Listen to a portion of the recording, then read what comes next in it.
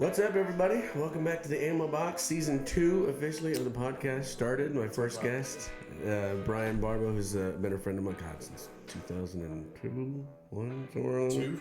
Yeah. That'd be 2. 21 years almost. And hey, our relationship can drink. Yes. So. It has breathed well. You know? Yeah. Bryan and I started a business way back in the day with another friend of ours, Chris Baker, who's supposed to be on the show. Chris, if you're listening, I need to get you rescheduled, bro. Show up. We essentially lived with each other for a while. like 4 years, in 2 different places. But I again, this podcast is about talking to people who I enjoy talking to, and one of my favorite people on this planet to talk to is Bryan, because he's just a wealth of knowledge when it comes to anything related to business. Anything related to anything. He's just an incredibly smart guy, and it's fun to talk to him. So we're gonna have that conversation today. Join along. Episode 1. Right? Follow along. It'll be fun. How the heck you been, brother? Yeah. What day? Yeah. Right? Yeah. Life past 25 is. Let me think about that for a minute. Yeah, and you're a dad, Mm-hmm. and then you own a business. Yeah. And your wife owns a business, and the world is a roller coaster of hell. Yes. The ups and downs that bane our souls. Yeah. But how about you? Having done it so long, you learn how to swing. It's right? easy, right? Yeah, it's easy at this point. I know what hell is. Yeah, I know how to get through it. Yeah. How about you? We've been good, man. We've been, again, ups and downs, what they are. Katie got sick there for a little bit, and we put a little hiatus on a whole bunch of stuff to make sure we get her through it. And she's on the uptick. We're almost done with it now, which is good. She hell, you wouldn't even know she got sick. 8 months ago, she was in the hospital for like 2 weeks. I did not know that. What was that? She had developed cellulitis in one of her legs. She's got blood clot issues, and she got real sick with we don't know if it was COVID or cold or flu or whatever, but it knocked her down for like 5 days, and then all of a sudden, boom, she gets this infection in her leg, and it turns into this big rigmarole. And we go to the hospital, and they're doing this stuff and that stuff, and they do 2 surgeries and all, and blah, blah, blah, blah. And by the time it was all done, she's like, I need to leave. I need to leave. It's like, yeah, I need you home. I need to be able to take care of you, at home. So we finally got through that, and, she worked from home for a long time. Thankfully, her job was really cool with that. So we weathered the storm, so to speak, and made it out the other side. But, outside of that, it becomes necessary as we age, I think, to really be focused on what you're thankful for. Sure. What are you thankful for? All of this. I mean, honestly, without her, without my daughter, I know for a fact, even if I was making the kind of money I'm making now, without them, I would be broke.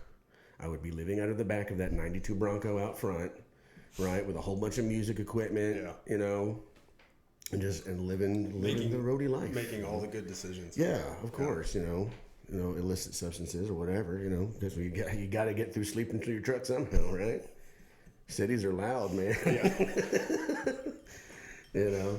Not that we speak from experience. No, I don't have. No. I have no idea what it's like to never had that day. Do that. Mm-hmm. Sleep on. Nope. Never had to just sleep in the back of the car. Be uncomfortable on a floor in a sleeping bag because, well, that's a life decision you made. Sleeping bag. You're so bougie. I had $12. You were loaded. I went to Walmart and bought like a cheap sleeping bag and like some cheap ass pillows. Cost me like $10 and some change. Lose the other $2 to buy some, I don't know, probably some food or a drink or something. Stuff that stuff in the sleeping bag full of pillows, and that's where I slept for like 4 days. I had blankets in a closet. Mm. Yeah. No pillow, no sheets, just a couple loose blankets. Yeah. And a closet. Just earth. Good days. Well, I mean, if nothing else, at least today's better than then, right? That's bad. Yeah. I get thankful, right? We all survived COVID somehow. Yeah. Anyway, that's a whole nother story, dude. So what was that like being at that point, you're in a way a single, like, stay-at-home dad, right? Because you got a kid to take care of. Wife's in the hospital. Yeah. World's falling apart. What was that like for you? Well, because you and I lived it for so long, I can talk about this without having to preface it with you. Because of my faith, it's your statement. I believe what I say I believe, right? Because I believe what I say I believe. It was sure it's stressful because the unknown is always that thing that's going to create that cortisol release and then mess up your whatevers. But if you know where your strength comes from, it's easier to deal with. It's not easy to deal with, but it makes it more palatable. You know, and thankfully because we're okay financially. We don't have to worry too much about something like a job loss. It doesn't necessarily have to be a huge thing, right? You know what I mean? So we can take that time to kind of, focus in on it if we have to. But I mean, the kid's amazing. I mean, if it were any other kid who's got like some kind of behavioral disorder and not just, I'm not speaking ill of anybody with behavioral disorders. I had one, probably two, when I was a kid. I get it. They're still there. I'm still working through them. But she's amazing. You know what I mean? She was very understanding even at 2 years old. 2.5 years old at that point. That okay, we've got to hunker down. We've got to set our mind right and get things done around the house and keep good energy up. And she was amazing. She was absolutely amazing. But again, that's that thing that God says, hey, you got what you have in your life, what you need to be okay. So either be okay or don't. The choice is yours, right? And I just it comes down to just making the conscious decision to be okay with it. You stress and you cry and you scream and you punch the pillow at night when nobody's listening. You know what I mean? And she's got great godparents who were more than happy to help out if I needed them to take her to school or whatever. Whatever I needed, they were more than happy to accommodate. So having that support structure again, God says you're fine. To them go, you're fine. Take a breath. And 8 months later we're fine. You know what I mean? We're where we need to be. So it turned out not as catastrophic as it should be. Good. You know what I mean? Yeah. That's what we would all hope for. Yeah. Like that's the answer you all want. Yeah. Right. It could have been worse. Could have been way worse. Yeah. But and on we move and we got through tax season. She runs a tax business on the side and she for 3 months I'm a single dad anyway. Yeah, I've had that day. But it generates revenue, and you know what I mean. I do my part to make sure that she can do what she can to contribute to the house, and she makes the same room for me when it comes to show week or whatever weekends, making sure that I got time to chill out and kind of relax and get into the mind space. So it's a good trade off, back and forth. Again, we met late enough in our life, that we both had our own things going on, so we understood that we would have to give each other room to live within that. You know what I mean? So, and because of it, we have a pretty awesome life, no matter how stressful it is. Or do I like going to work sometimes? No. Do I do it because it's worth it to put in the effort to make sure we have nice shit? Yeah, it's fine. It's fine. Sure. Plus, she gives me the room to do this, and on Sundays I can fuck off for 4 hours talking to people, my friends. You know what I mean? Hey, that's the secret. Yeah. So, and there we go. How's business, man? I know as again one of my favorite people on this planet because you've been out there absolutely grinding it out as an entrepreneur since I've known you. Yeah, I mean that's 20 something years. Yeah. Oh, how's business? Business is crazy. Mm-hmm. It's a weird how do I say this? It's a weird environment for entrepreneurs right now. Yeah. And it's the Wild West again. Kind of feels like that, doesn't it? It's insane. Yeah. We see stuff. I won't give you the whole list, but so right now we've got my company that builds software applications. We've got a virtual assistant company, which is blowing up. I'm probably going to put everything on hold and really push that. Samara is starting an enterprise. We had our first board meeting a week and a half ago. Nice. And it was crazy. Yeah. Like, that's going to be huge. Yeah. On down the list. And the thing that's so crazy is if you bring subject matter expert technology, I'm loving the tune in my ear. Isn't that great? That's my washing machine. That sends to me when it's done. It's good. Hold on. I'm inspired to dance. A lively tune. You know, a little Irish jig coming out of your Samsung, right? Green appliances playing Irish music. Is this what you wanted, fairies? You So know? anyway, if you can bring subject matter expert and technology and education together, Yeah. there are literal millions upon millions of dollars to be made. Uh-huh. And if you can take that and apply it to a business in a box model, which is what Samara's doing, and we're doing with other clients of mine, it's the Wild West. Right. You know, you can do anything. Yeah. And we have this huge, strong tech team, and I mean, it's crazy. I'll give you two quick examples, right? Sure. So, excuse me. There is a app out there called Maddie. Okay, we all know Robinhood. You know, everyone's like a Wall Street bets investor these days. So what Maddie does, you don't trade. It uses social media. There's an AI, a crazy algorithm. We all, you know, AI is the new gold rush. I don't know if I should be afraid or excited. Be or prepared. Both. Yeah. Be prepared. Yeah, it even works, right? So what this does, you connect it, you put in what you're interested in, right? Okay. Following Warren Buffett's advice, invest in the things you know. Right. And once it's in there, the AI scrapes and makes trades for you based on your profile. How high is your risk tolerance? How low is it, right? Higher risk tolerance, shorter trades, better returns. So you're feeding it a bunch of data to And then what it's help it doing, manipulate. and one of the things it's doing is it's reading social media for you, right? Oh, so when wow. it sees talk and the AI interprets, okay, this is a positive stock mover, this is a negative stock mover, and it makes your trades. So you don't ever get FOMO, right? You don't have fear of missing out. You're not jumping on it too late because when did you hear about it? Right. This thing knows as soon as it posts. It's now anyway. It's real-time data. Right. Get out of here. It's insane. So the guy's just starting, John. You'll probably see this. And I'm going to screw the numbers up. 120 subscribers, 60 or 600,000 managed assets, I believe. 600,000. Wow. And across 120 users, it's 600,000. Wow. And return is 4 to 6%. Get out of here. For money you don't touch. You just deposit and you sit back. Just leave it alone. And you make money. No kidding. So he's hooking up with, I don't have that NDA, I can't say that. Fair enough. That's going to be big. There's going to be connection at some point, yeah. It's going to be big. So then you have, so Samara's business is a massage therapist practice in a box, right? Okay. So your payment processor, your anything, scheduling, referral, your reputation management, right? One of her things, big takeaway in her industry, a therapist can rate a client. Yeah. Okay? No one ever sees it. It's not public. Right. But when that guy books somewhere, let's say he's a creep, and we won't go into details. Okay. When he tries to book somewhere, another therapist using Massage Lock is going to get this guy's an orange. Right. Why is this guy an orange?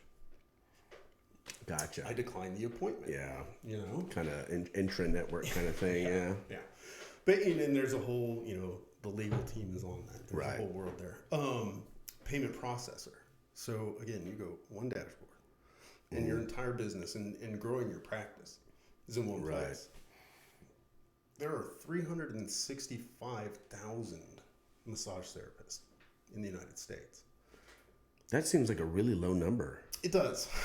It was higher than the initial report, though. The initial report said 125,000. No kidding. I'll have to ask again. No, it was 350-something thousand, yeah. Wow. 1% market penetration. That's what everybody looks for in a SaaS. Right. So we're talking 3,000 people.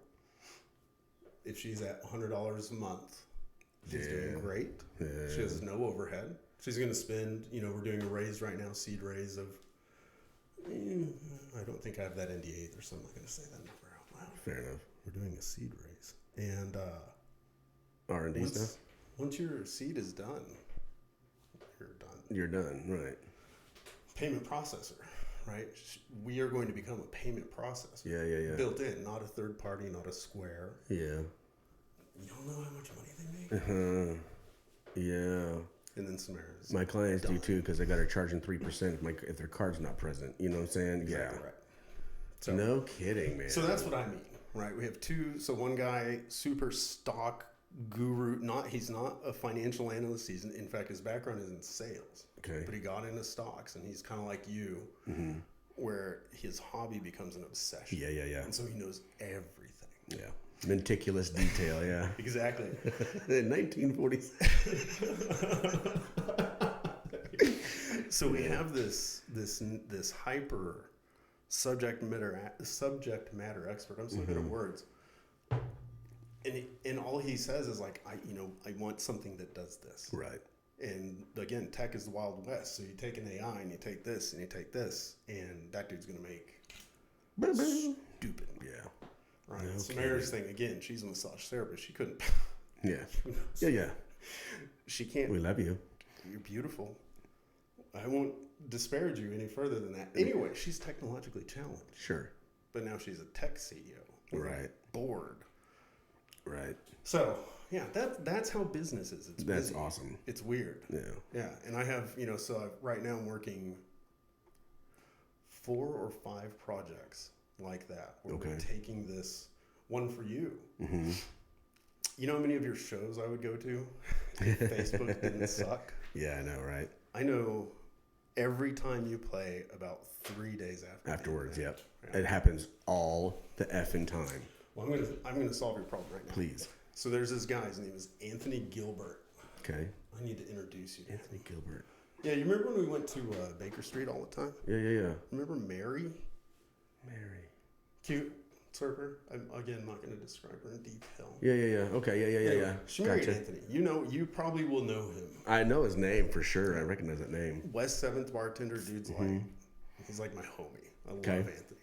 So he comes up with this idea called Who's At, which is live. You need to get it. Okay. What you do, so it's for bartenders, musicians. Bartender, you go in, you post your 2 weeks worth of schedule. If you're my regular, I go, hey, download this, hit my code.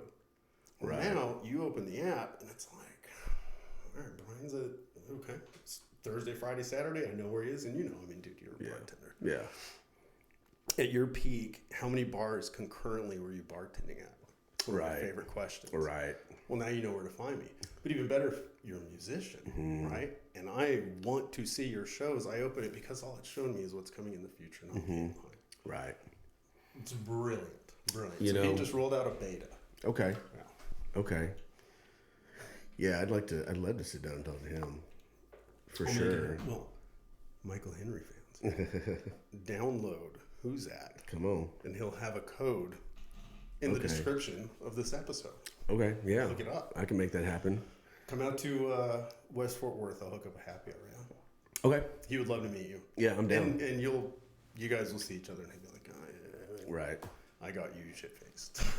Funny story about that, right? So the place I'm working at now, I was at Audubon Jaguar for a little while. Where are you now? I'm at Texas Auto Service in Keller, right? Little independent shop, 4-bay shop, 2 lifts. We do probably anywhere from $20,000 to $25,000 a week in sales at a little tiny shop with 4 guys. It's great. They've been there since '99. Crazy story, right? I'm about to sneeze. Am I gonna sneeze? You gonna do it? I don't have a light to look at. Well, I'll wait. There it is.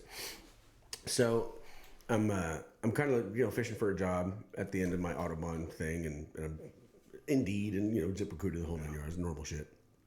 Put it out there, and I get a call back from Texas Auto Service.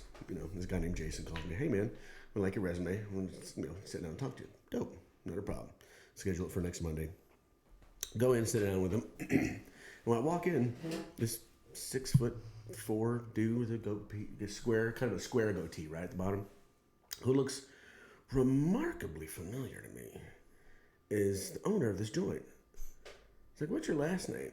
Kunkel. I was like, man, I swear to God, I know you from somewhere. He said, well, if you spent any time in the food and beverage back in like 90s, early 2000s, it's like, well, you just said the magic word, son. It's like, yeah, I used to bartend at Broncos. It's like, get the F out of here. So when he was, his last couple months were my first couple months, right? Wow. So we kind of crossed paths for a minute. Yeah. And once we kind of realized it, our friend Trevor. Did you ever meet Trevor? I don't think you ever met Trevor, Big T-Bone. I feel like I did, but I want to say maybe at some point we crossed paths. they weren't the clearest of days. Yeah, fair enough. 100%. Probably at Snookies. Don't say that word. It could have been Snookies. Yeah. But Trevor actually, he passed away a couple of years ago from leukemia. Oh no shit! I'm sorry. I had to find out through Facebook. It was terrible. You know, we kind of lost touch with each other over the years. Bro. Whatever. Bro. And yeah, it's tragic, man. It's tragic. Young guy, he was like 37, 38. Damn. You know. Yeah. And just took him. God love him. But it turns out he and we were all friends. We all Velvet Love Box and Smitty and Samantha and Jesse and Jason and me, and we all hung out for a little while. And I was like, oh sweet. In my head, I was thinking, oh, got this, shoo-in, done, right? And call me back a couple of days. Yeah, we want to hire you. And I walked into a great situation. Like I said, established shop that's been there forever. That's actually generating revenue. I don't have to go out and generate the revenue for them. I can just focus on my job as a service writer, and make good money doing it. But small world, right? Yeah. Those places where you just cross paths with somebody, especially if you were in the food and beverage industry in DFW between 1990 and 2005.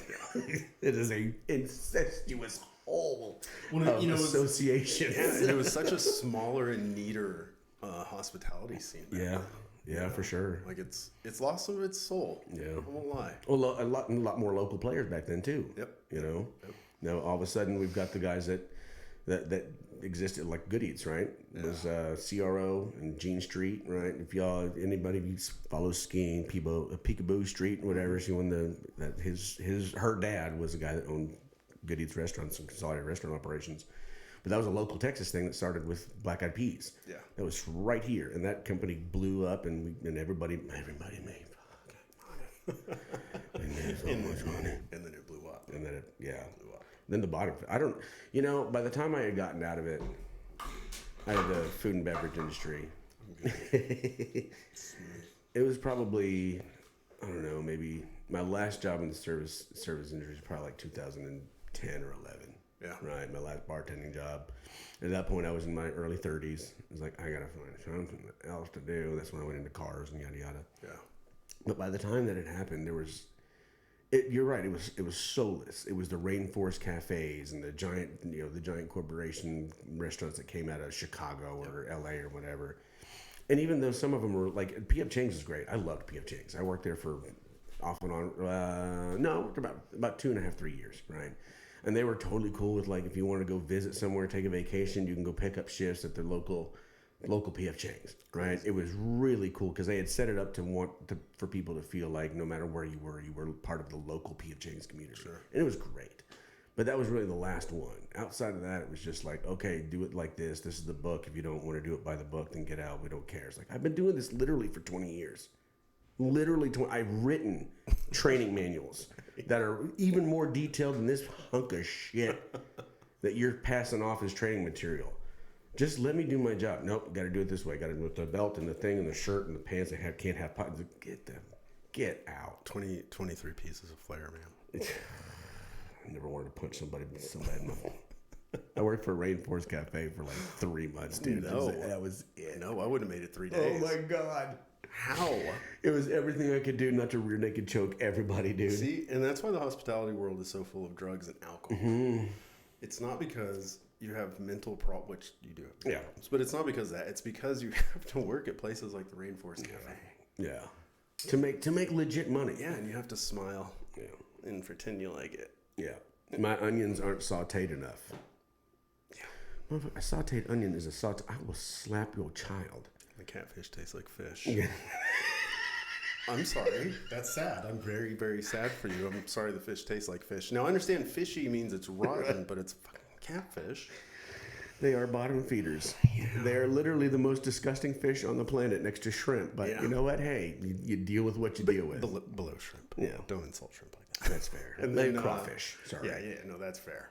And then, my chicken fried steak isn't cooked medium rare. Yeah. Do you want dysentery? I'm sorry. Well, it's this freaking thick and it's fried. Yeah. For 5 minutes. How do you hit mid-rare in a fryer? Yeah. Fair. Yeah. Don't miss those days. Yeah. And so you know why people do drugs in hospitality? Yeah. Because you have to listen to that and go, I'm very sorry that your chicken fried steak was not medium rare. And then you have to go to your boss and have that awkward conversation where you know you're going to be wrong because you're the server. But you still have to have the conversation with the guy who's going to comp this guy's meal. Yeah. Yeah. Yeah. Well, it's even worse when you're the boss, right? When you do it right. Yeah. In fact, I tell people at a management meeting. Well, we were compassionate. We were good. We were good at our bosses. job. Yeah. It was like, I get it. It's fine. Because we had done it. Yeah. I had a management meeting with my team now a couple weeks ago. And I said, we were joking about titles. Like one of my guys, Raphael, he says his title is VP of Fun Activities and Inappropriate Things, which is true. He's our HR department. That is an HR nightmare. You should be on one of our management meetings. I should show you our management chat. Okay. Anyway, and I said, I think my title is actually Chief Shit Eater, because that's pretty much your job when you own the business. Yeah. Everything that goes wrong is your fault, and it should be. To be fair, like that's not a complaint. Right. That's how it should be, and it should be, especially if you're this is gonna get crazy, right? So if you're a man and you're a husband, that's your job, is to eat shit. Right. It's not my kid's job. It's not my wife's job. Yeah. It's your job. It's my job to eat shit. It's not my staff's job to eat shit. Yeah. When someone's pissed, no, that's my fault. I'm sorry. All right, I'll fix it. When someone's like, oh man, this is the best thing you ever built. I love what you have here. Oh, my team is so good. These guys get all the credit because That's what being a husband. That's what being a father is. Is the exact same thing applied totally differently. Yeah. So anyway, 100%. Shit. We went from drugs and the inappropriateness of hospitality to how to eat shit. Yeah. Yeah. And smile. Well, from general operations directors, right? That's a fact. The self-perception. Yeah. How much time could we spend talking about restaurants, for God's sake? Well, there's always Verona. Yeah. Plenty of fun stories there. Dude, and I haven't really talked about this much. And like you and I were talking about earlier, outside, my contact just went crazy on me. Please, a moment of silence for See, this is what happens. Allergies do crazy things. Now I look like a fairy boy. Oh, my eyelashes. I don't know what to do with myself. What's going on here? Slay queen. Slay. Yes. You're okay. Yeah. Like we were talking about earlier when we were sitting on the patio, a good friend of mine, a guy named Mark, he and I had a conversation about, since you have a platform, it becomes your responsibility to advocate for truth and reality, right?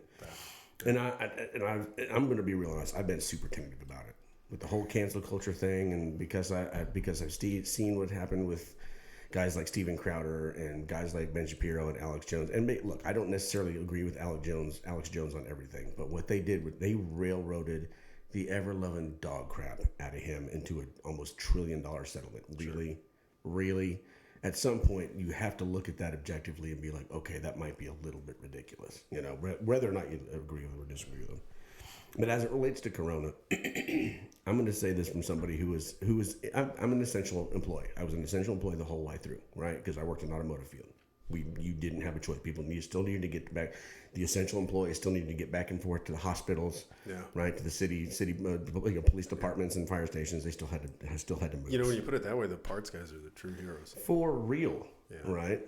It's you and the train conductors and the truck drivers. Yeah, distribution, the supply chain. Supply chain, yeah. So, as somebody who works in cars, obviously, even the service writer, you're in and out of people's cars all day. Right. Even before Corona, you're in and out of people's cars who obviously give 0 Fs. What's the worst thing you've seen? Oh my Worst thing you've seen in a car? Dead animals in the air filters. In the bro, it is not that uncommon. It is the squirrels, birds, lizards, whatever. Customer states strange odor in cabin. Yeah. Or even better, the fan motor doesn't spin. You know how nasty that is to make a fan motor not spin with biomatter? Yeah. Uh-huh.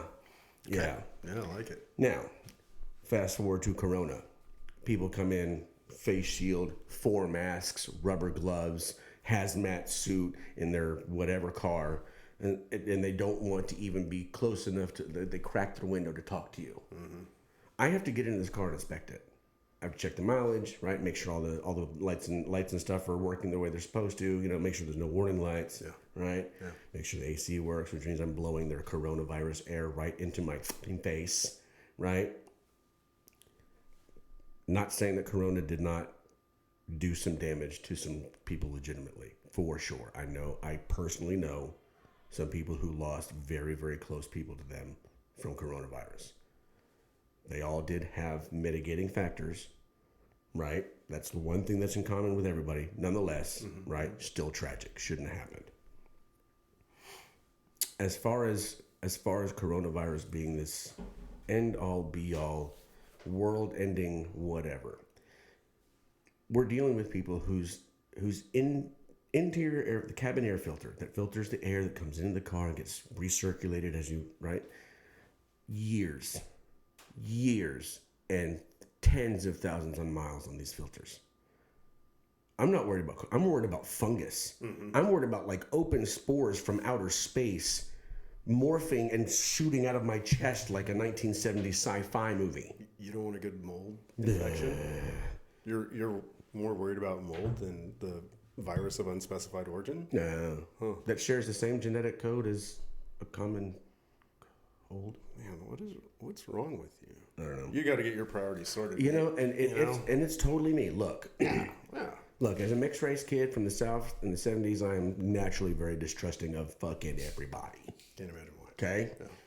You tell me that the people who have all the power want me to do something to my body to ensure that I don't get sick when I've lived with my body for 40 years and know how to keep it from getting sick. I'm gonna tell you to shut up. I'm gonna tell you to go away. I don't have time for it. I know how to keep myself healthy, whether it's a virus or a bacterial infection. My mom was a nurse. I know. You know what I mean? I've made it this far. You're such a conspiracy theorist. I am a dude. You know, I'm such a bastard. Man. This is the canceled episode. This is where the fucking DadPod goes canceled. Yeah, you should get canceled. So if you guys don't hear anything from the DadPod for the next 8 weeks, if we go dark, you know why. I'm gonna cancel you. I don't know how you actually do it, but you're canceled. Oh, all you got to do is call Vice. I mean, I would have done BuzzFeed, but they just, shut. That's always where I start. It's BuzzFeed. Then they just shut down their news. Is that the one that they're gone? All of BuzzFeed is gone. Is it really? Yeah. Now you will not know which Disney princess you ever are on Facebook. Oh dear God. Yeah, what are you gonna do? How do I know whether or not I properly identify with Moana or Mulan or Pocahontas? Haven't you heard you can just choose? Which is, isn't that fascinating now? Whichever one you want, yeah. Isn't that fascinating now? And I'm probably going to piss off a lot of people when I say this, especially people that I've known for literally my entire life, and some of them I've already unfollowed on Instagram and Facebook, and that's fine. I don't care. You should name them for you. Just tag them. I'm not sure which ones are lawyers, so I'm going to hold off until I figure out which ones actually know how to sue me for it. Look. At the end of the day, and I know you're doing this on purpose. You pressing this button on purpose because you want me to do it, and that's fine. But that's why I love you, because you motivate me to do things that are outside my comfort zone. Yeah, we'll talk about that. Pineapple. As somebody who grew up in music, right? It's not a very masculine industry or genre, right? You don't say. Yeah. So anything that is, especially late 90s, early 2000s, anything that was expressed as overly masculine was generally ignored. Not necessarily fought against, but generally ignored, which is, fine. I just wanted to make noise. I happen to be part of a group that did it really well.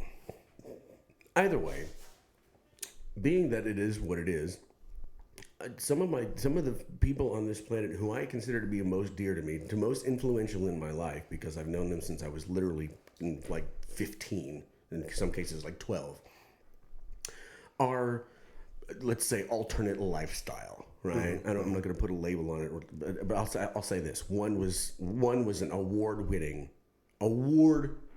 Miss Gay North Texas for a long time. Congratulations! This takes a lot of work. And if I didn't know, smoke show. Yeah. But he did it well. Yeah, there's some of those amazingly passing. Yeah. And my reaction to them from 12 years old to now, even in high school, some of them weren't necessarily out about it, which is fine, whatever. We all knew, but we didn't care. Yeah. Because we were unified in a goal to be better than everybody else at what we were doing. So it didn't matter, right? And now all of a sudden, if you happen to have a little bit different perspective on how it is that the world should look at you, and the world that's in front of you at the moment doesn't look at you like that, all of a sudden it's automatic hate, rage. You guys are awful. It's always you're a conservative Christian this, or you're a a phobe. No, whatever a phobic. it is, you're a phobe. A phobia phobic. Yeah. At some point you have to look at yourself and say, does it really matter if people actually look at me the way I think they should look at me? No, it doesn't. Because people don't look at me the way that I look at myself. I look at myself as a minority in this country, because I'm not normal. I am not the status quo genetically. I'm not the status quo psychologically. I'm not.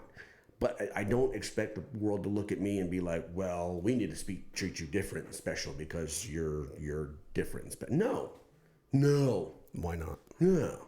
Well, let's look at it this way. And I saw that what was it? I think it was YouTube. I think it was YouTube Shorts. I saw a really great short video of a guy kind of explaining it should be more socially acceptable to be transracial than transgender, because race is actually a spectrum.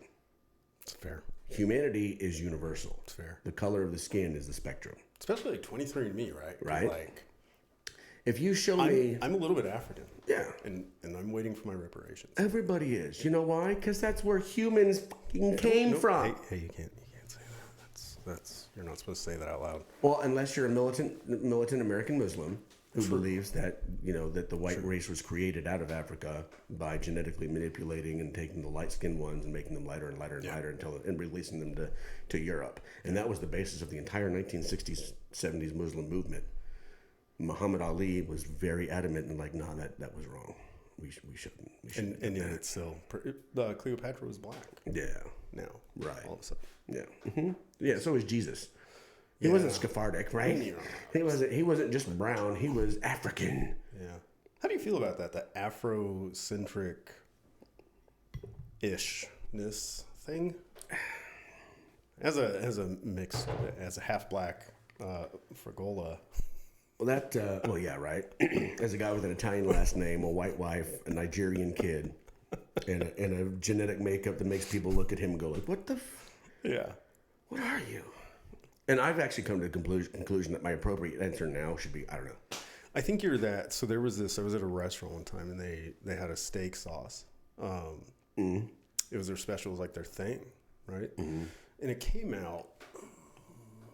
It was about this color gray. Right. It was weird. Not food colored. Yeah. Yeah, but it was delicious. Yeah. Because I was talking to the waiter, and it's because, he laughed. He goes, because it has a splash of everything in it. Right. So it just comes out to kind of, Yeah.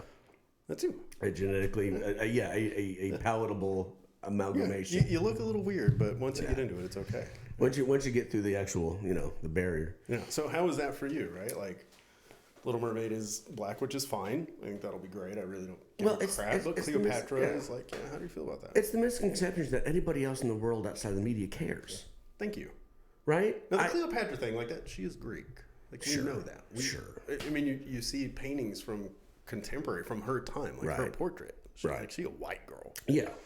Painfully white. And it would have been so, because that was the point where that part of the world was expanding and interacting with itself. That's the Mediterranean Sea. Yeah. Right? Where all commerce came from. Do you think it's a big deal? Right. So like Little Mermaid, who cares? Yeah. It's a book. Yeah. I mean, it's a story. Cleopatra would not maybe have been a big deal if Jada, sorry, Will. Yeah. Don't come slap me. Sorry, well, actually, Chris. maybe come slap me, because I need the PR. It would be fun. What was I? Oh, Jada. If Jada wasn't calling it a documentary, right? Right. If it was just like a work of fiction, like, I don't give a crap. Yeah. Right? But it's because they're replacing truth, right? So that's I guess my ask for you is like, what's your take? Agenda Good thing, is bad agenda. thing? Yeah. Well, if it's not truthful, it's not good. And I know that some people are like, well, that seems kind of hard stance. Well, yeah, I mean, reality is what reality is. That door behind you is white. Now, it might have a blue hue across it, that changes the tint, and then some pink from the other lights around here, so it kind of changes. But that door is empirically white. It reflects all rays of light from it. That's what white is, right? Let's break it down to the other side. Telling me that the door is not white based on some kind of abstract idea of what white is, based on the American perception of modern slavery, is stupid. It's stupid. A master bedroom can't be called a master bedroom anymore because slavery. Shut the front door. I've had a master bedroom in every one of the homes I've lived in since I was, 2. Yeah. And I never looked at my parents, my mother is lily white with red hair and green eyes, right? My father is a Mediterranean giant. He is right? swarthy. Right? Yeah, he's very swarthy. Olive skin, dark hair, right? I never looked at the word master bedroom and thought, you know what, Mom and Dad, you're imperial racists and you're trying to oppress me because you're calling your mess. Look, I'm not a violent person. You don't feel colonized? No, God, no. I want to colonize. My job is to colonize. That is the whole purpose of humanity. Colonize. Yeah. Right? Now, whether you do it on where somebody else already is, or whether you do it on your own land, you're supposed to colonize. Spread. Right? Be fruitful, multiply. Right? That's all God. I've read that somewhere. Yes. Yeah, that sounds familiar. Isn't that crazy? It's crazy. Yeah. Isn't that nuts? But as somebody who is mixed race and was born in the South in the 70s and had a very slim chance of making it out of the hospital without being ripped out by a coat hanger, let's be honest, right? I look at life probably very different than somebody who was raised by a single mom in the hood in some 2-bedroom house in the middle of nowhere, Mississippi, on food stamps, whether black or white. You know what I mean? But my problem is the fact that but when I say raised by a single mom in the middle of nowhere in Mississippi in the South, people automatically have this perception of black mom, right? The Appalachians are full of white moms with ain't shit kids, right? And ain't shit baby daddies who ran out and had to go, moonshine or whatever. The automatic perceived perception of what something means because of the word black or white being put in front of it is what I have a problem with. Because there's not a black there is one black person on this planet. She's a smoke. Have you seen her? Like the model who's like the darkest pigment of black ever. Oh, yeah. You know what I'm talking about? Yeah. And she is gorgeous, dude. Yeah. She is absolutely stunning. That's the one where if you were with her, she would need to smile so you knew where she was. Yeah, for sure. Right? In a romantic, biblical sense. Right. Yes. Yeah, you'll have to, it's going to take some searching. Yeah. Was that racist? Probably a little bit, but who cares? Now I am going to be canceled. It is a cancel. You guys just call my boss and tell him that I suck. Yeah. Just put your hands together and say, Holy Father. You talk right to him. Exactly. Anytime you want. Exactly. No hold. Go report me on Facebook. Yeah. But at this point, it seems like it's gotten so far out of whack. It's gotten so far out of whack that anybody who has any kind of idea that something that somebody said might be just a little bit off color means that they have to go after your livelihood. Why?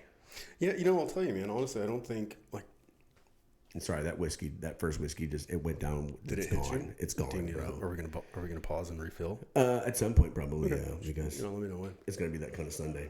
I feel you. I don't think it's that big of a deal anymore. Yeah. Right. In reality, right? Well, no, all over.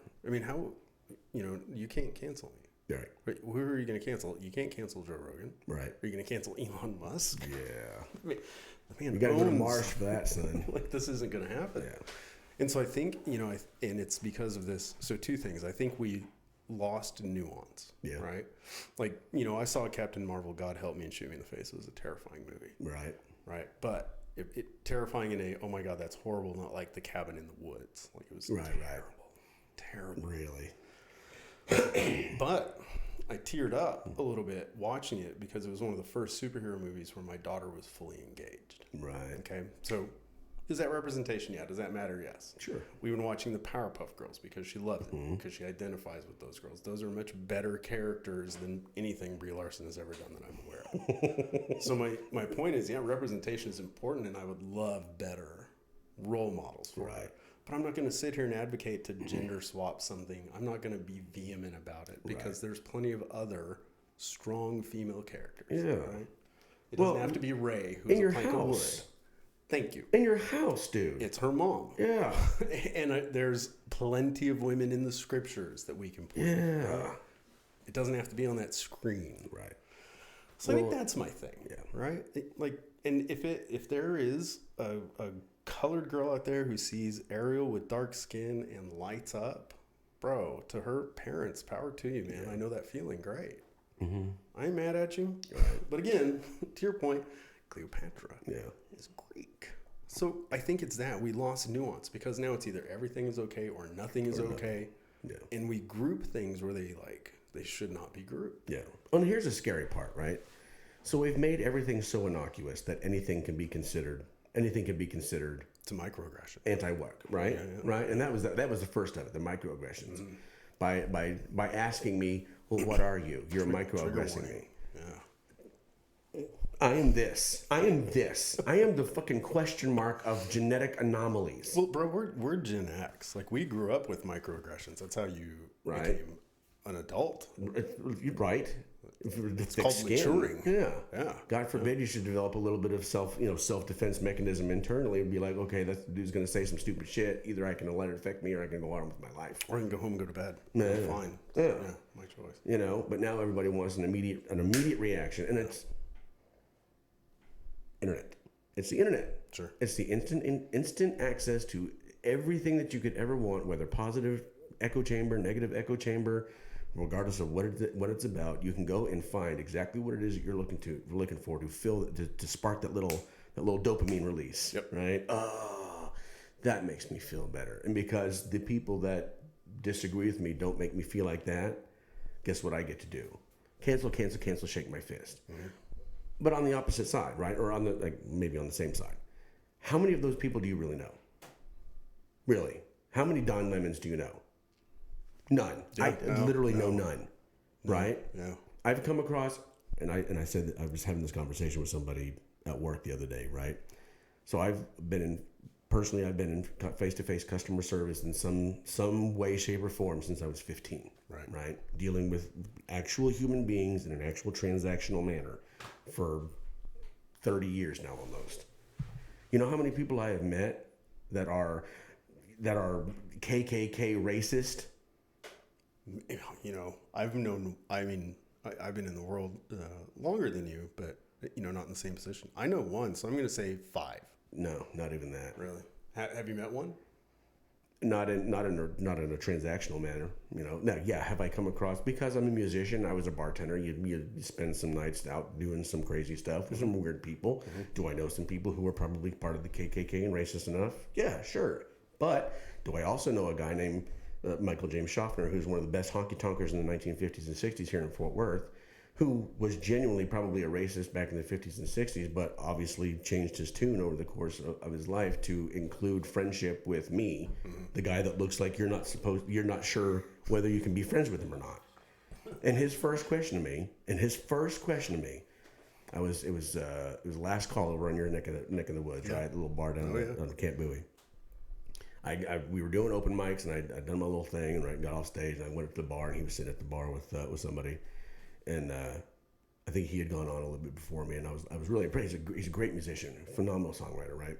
So I go to the bar after I get done, and he looks at me and shakes my hand and says, "Man, I love the way you sing, boy. You part nigger?" And in that moment, I could have chosen to be like, "Fuck you, old man. I should kick your ass for saying that shit, kind of heinous shit to me," right? And this was like 2016, right? 17. So this is relatively recent, post Barack Obama. I would have been justified, according to the TV, to go after him, and I would have been to the White House for a beer. Right, exactly, right? But my response was, because I've been in music long enough and I've met enough characters to know that, hey, not everybody that says the word nigger is racist.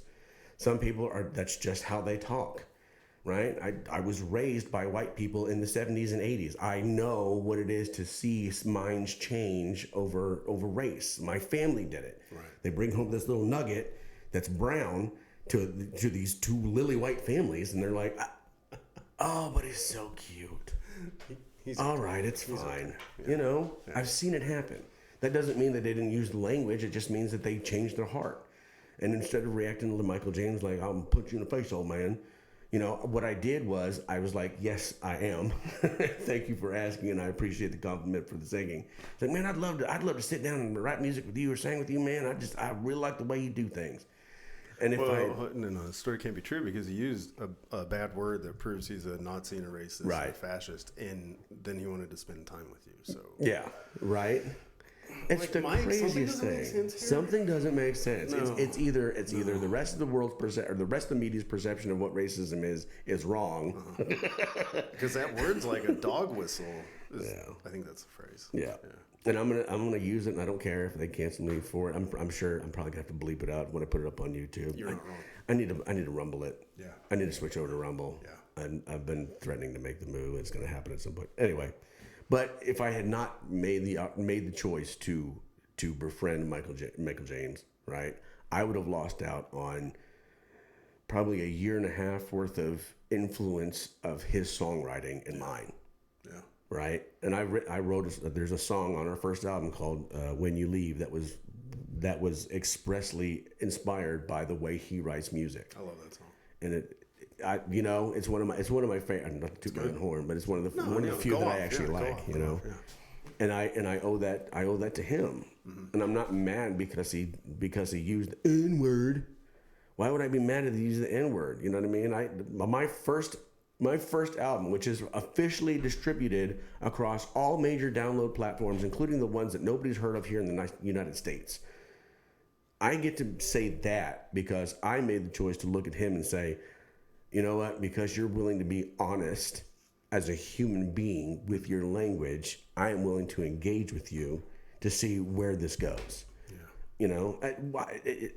It just doesn't make sense for me why people are so hell-bent on finding what offends them.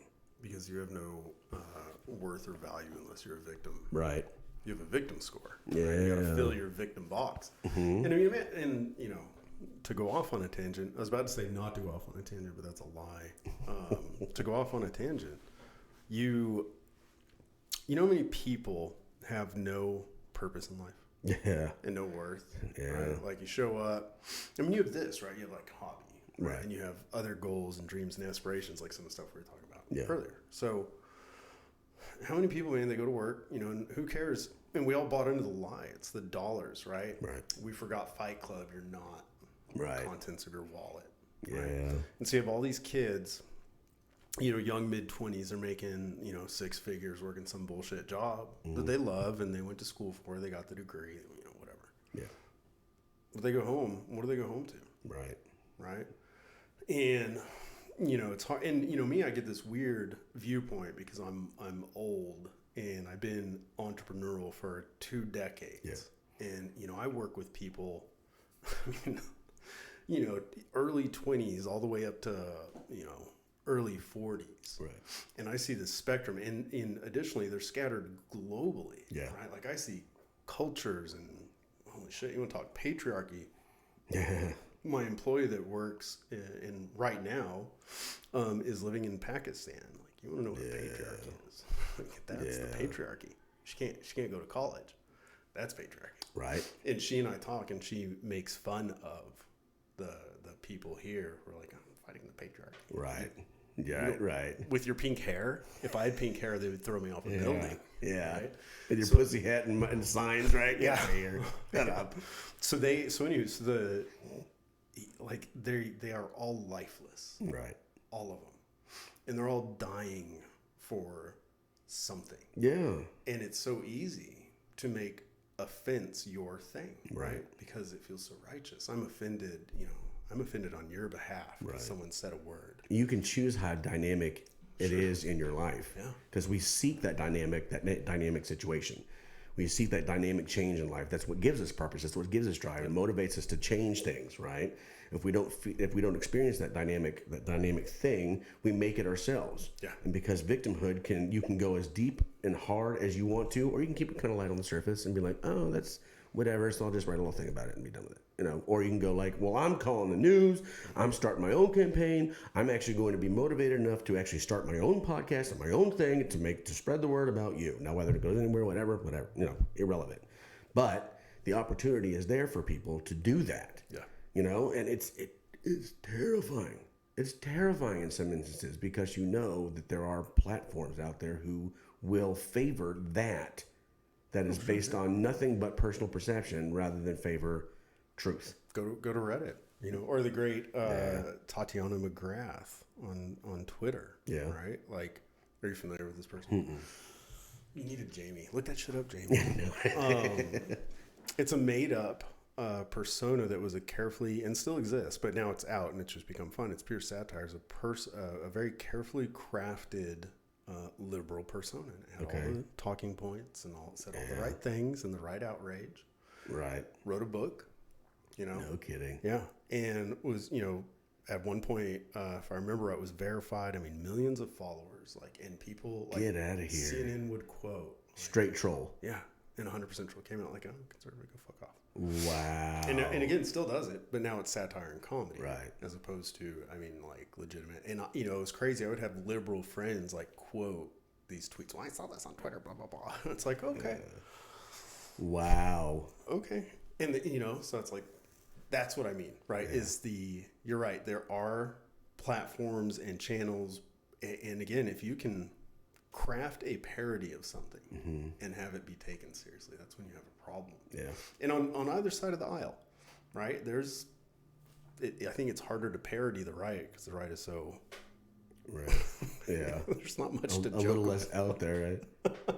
But yeah, like I think that's like a warning sign, you know, is if someone can literally program a bot to speak like you would speak online. And it's coming. But it exists. Yeah. It's already there. I mean, you know, again, that's that persona, that fake persona. GTP AI stuff, yeah. But mine is named Sarah. Is it really? Yeah, absolutely. Yeah, so my management team and we use ChatGPT like all the time for everything. Okay. And so we name, you know, we got tired of in a meeting being like, okay, I'll take that content and I'm going to put that through ChatGPT. You know, that's long. Right. You know, and so we named them. So like there's Sarah, Vanessa, and Poncho.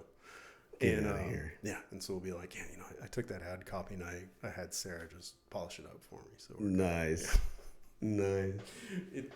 I live in a lame world. Did Orson Scott Card get it wrong? With remember it was the brother and sister. Locke and Demosthenes. Yeah. Did he get it wrong? Or it should have been done as like two parody accounts like arguing with each other to gain notoriety and actually. That would be interesting. Yeah. Dude, that has been one of my things that I've really had to like not allow myself to do, like write both sides of it and actually legitimately distribute it try to distribute it as legitimate. You know what I mean? Because you know me, I can go 10,000 words in a heartbeat and really melt some people's faces. So I have to be real genuinely cautious. Because at the end of the day, even though the concept of it might be to express truth, it's still not truthful. So I have to, you have to weigh that balance. But it's like, why, man, how much influence, like, how could you have just setting up the idea of it? And and it just takes a couple people turn on to it and say, "Well, like that wildfire," right? The viral algorithm that people are. Dude, I went hard in the paint. I went hard in the paint on YouTube and the algorithm, the whole blah blah blah blah blah. I was like, dude, that's really it. That's all it is. Just tweaking these like 5 or 6 settings. And now, you can go way deep into it, with like vidIQ and stuff, and those guys, and they really scientifically break it down. But it really takes maybe a handful of things. Yeah. But people make the mistake of thinking, well, it's so on the YouTube algo, it's about 8 to 10 things. On the Google search algo, it's like 32, 23 factors. And you make the mistake of thinking, well, there's 5 dials to spin. There's 8 dials to spin. Well, the problem is that dial doesn't go from 1 to 10 or even 1 to 100. That dial goes from 1 to 10,000. Yeah, almost infinity in some instances, right? And so it's, and that's why, and it's one of these things, we say this all the time, there's easy is simple. Right. Simple is not easy. Yeah. There's never anything that is easy and simple. Yeah, right? Fair enough. fair enough. That And is so extremely expensive, right? Even that, right? Because so like bartending, I always use this example when I do coaching or consulting work. So I'll use bartending as examples for almost everything, or restaurants. And so we say, right, simple is not easy, and easy is not simple. And everyone's kind of like, that's clever. We go, no. Let me give you an example, and you'll like this one. So you ever gone to a bar? You've been the guy behind the bar knife too, but they haven't. And you see a guy and he makes this crazy complicated drink, and like bottles are flipping everywhere. He's pouring 18 things into a 10 for some reason, and then it comes out and it's like a rainbow, and it tastes like a pixie fart, and you drink it and you're suddenly the sexiest, funniest, most attractive person in the world, right? We've all seen that, and it looks easy. It's not simple, Right. but it looks easy as shit, Right. And it does kind of look simple, and you look at that and you're like, I could be a bartender. I could do that. Yeah. So maybe you go to Ames Academy. I don't even know if that exists anymore. But you go get a bartending job and you're like, yes, I saw that guy tossing bottles and he was doing all this shit, and he poured a rainbow and he called it like the fruity tooty loopy ass kicker, and I want to do that. Yeah. And then what happens? Yeah. That guy is that because like we started off earlier. He spent the hours. That much time. Yeah. Right? I was really damn good behind a bar. You were really damn good behind a bar. Because there are so many hours where you're wearing margaritas down the front of your shirt for the shift. Yep. Yeah. Because you for the next 6 hours. You are covered in sticky green shit. You go home and you wring your socks out. Right? So, without costing a lot. So, I don't remember how we got there. Simply easy. I don't know. Simple isn't easy. What we were talking about? Simple isn't easy. It's my fault. I saw the algorithm thing. Yeah, the algo. Yeah. The algo is simple. It's not easy. Right. Yeah. Right. And it's been a fun journey, kind of figuring it out, right? Because I'm literally trial and erroring. You know what I mean? So I'm gonna tweak this and send it out and see what happens. Well, you have, and you always have. You have that crazy detail-oriented brain. Yeah. Like you've always been you're not an engineer and you're not a robot, but you're really good at deconstructing things into their parts and solving the parts. Like you've always been really good at that. And it's like music, right? Yeah. So music is broken into, an entire song or entire composition is broken into movements or sections, right? And you master the section, move on to the next thing, right? So the way I approach everything else is, okay, this is just one giant sheet of music. So I need to start with here, the intro, right? The verse, the chorus, the bridge, back into the verse, and the solo, and the chorus, and the outro. Yeah. And and of course, it's a perception thing when you learn how to break noise down that way, because noise is intangible. You know what I mean? It can be written in a language, but it's intangible. Once you figure out how the written form equals the intangible shift, everything else becomes the same thing.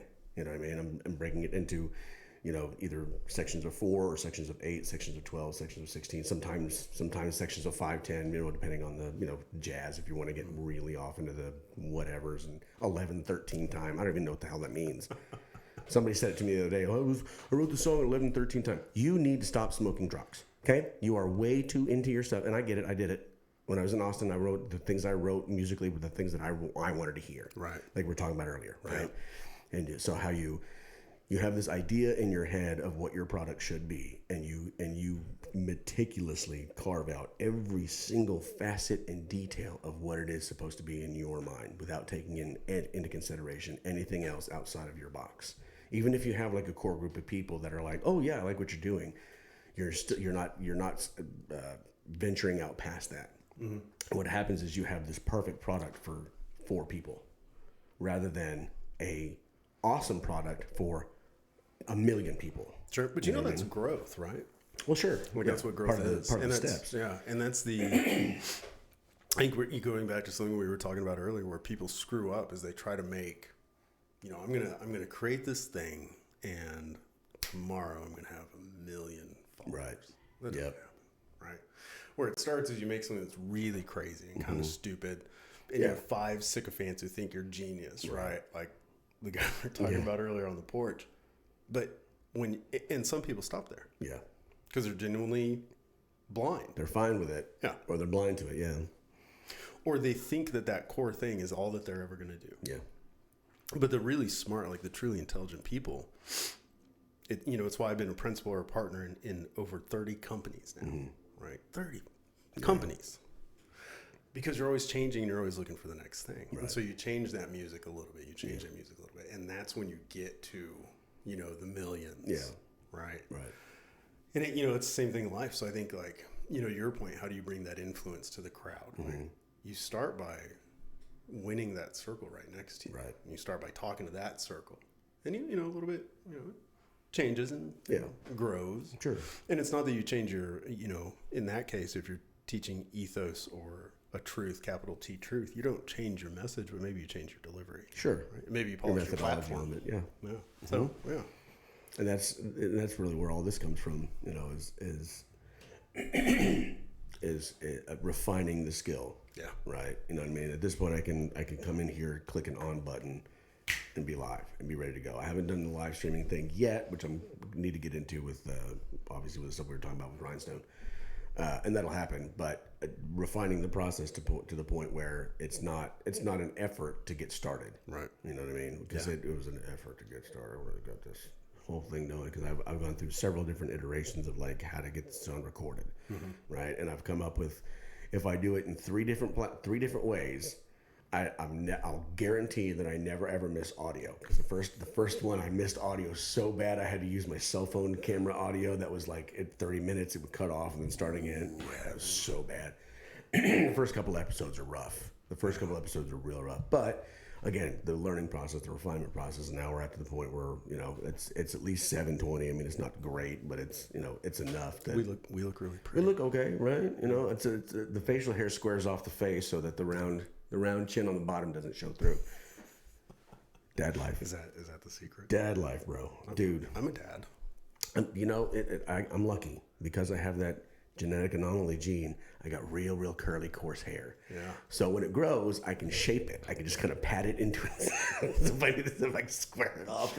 Yes, I do have a jawline. Why do you ask? Yeah. No, you've known me forever. If I shave this, I look 12. Even at 43, if I shave this, I look like a kid. I'm just not gonna. Yeah. So I keep it. But where are we going? I don't even remember. I think it was a refill. Yeah, probably so. Yeah, you need a beer? Yeah, I'll take one. All right, let's do it.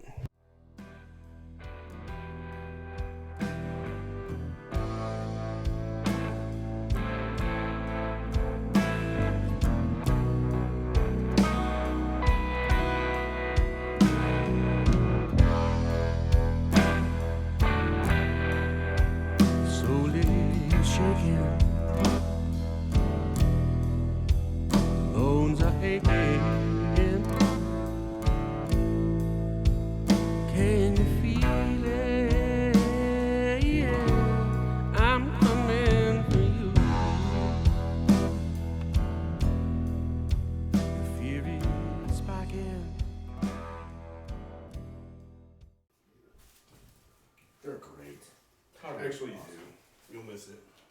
Dude, I miss her being an infant already. We miss it. When she was born, she was 3.5 weeks premature. Oh, wow. So she was like 6 pounds, just under 6 pounds.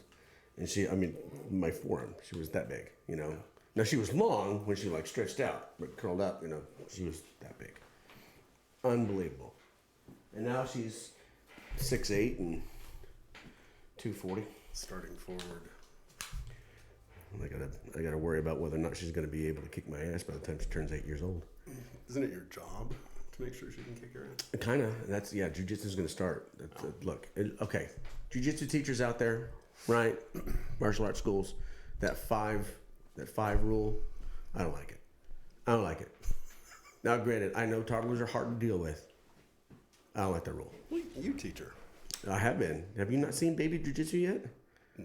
Bro. I don't have babies. So I started this thing with her. She's a natural on camera.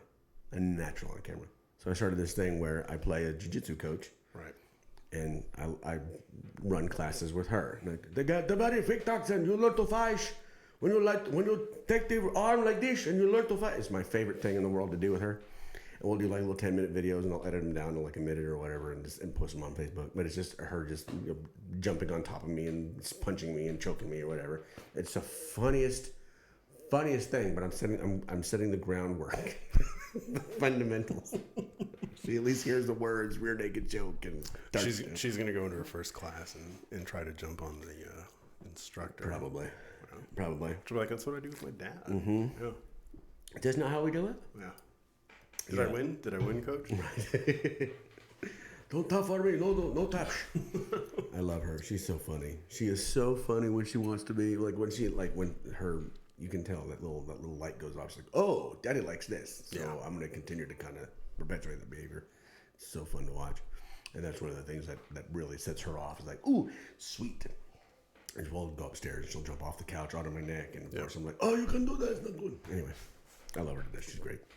Kids are a trip, man. They will change your world. Yeah. You know, you never know until you have one. Like, cliche shit. And then it comes up. It's like, oh, he was right. That's what that means. Yeah. I gotcha.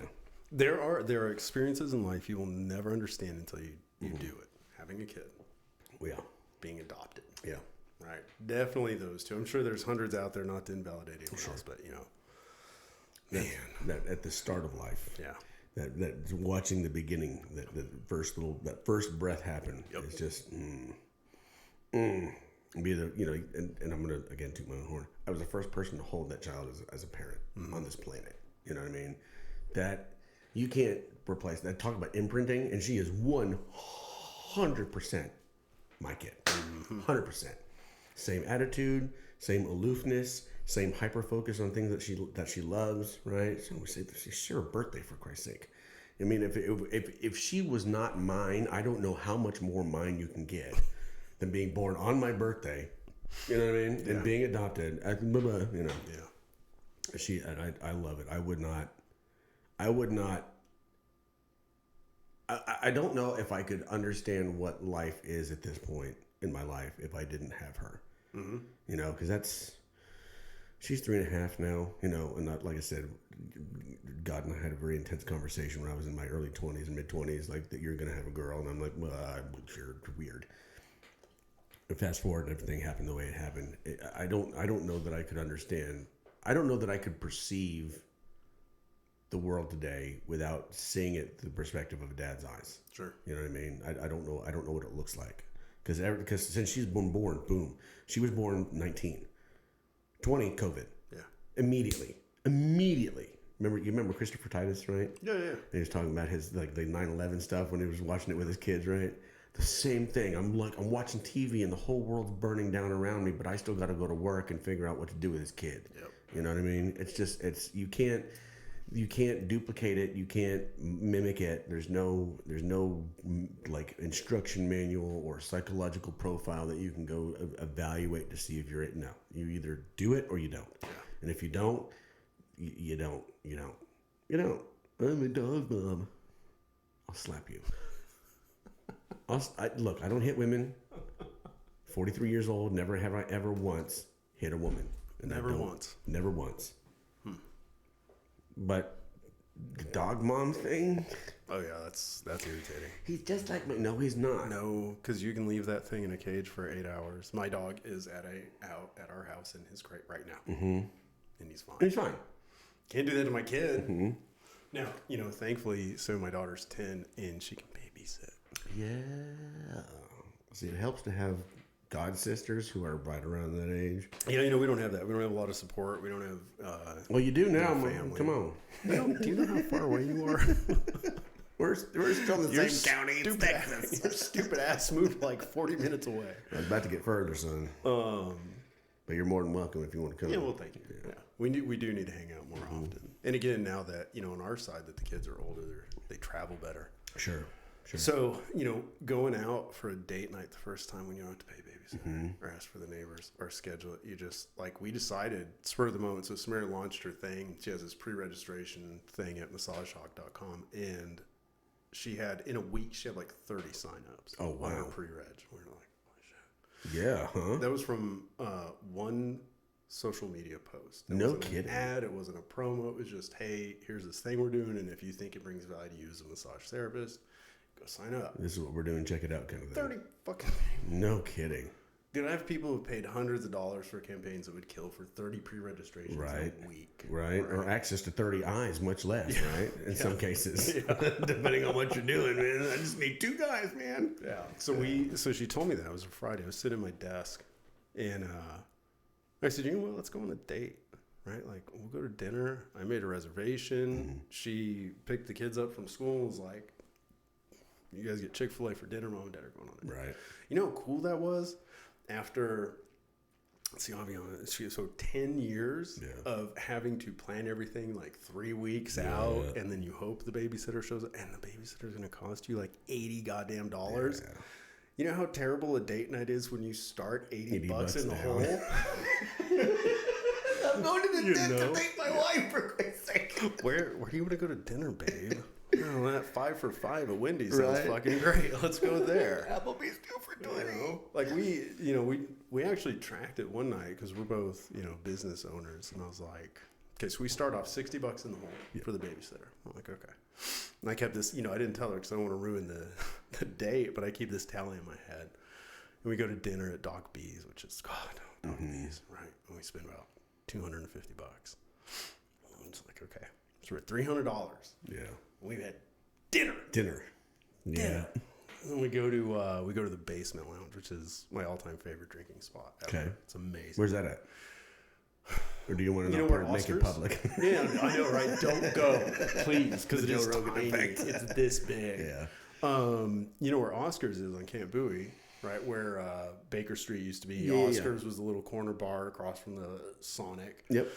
So the Italian Inn went away, and they converted a portion of that into a bar. Okay. And the basement lounge is amazing. Okay. It defies every description.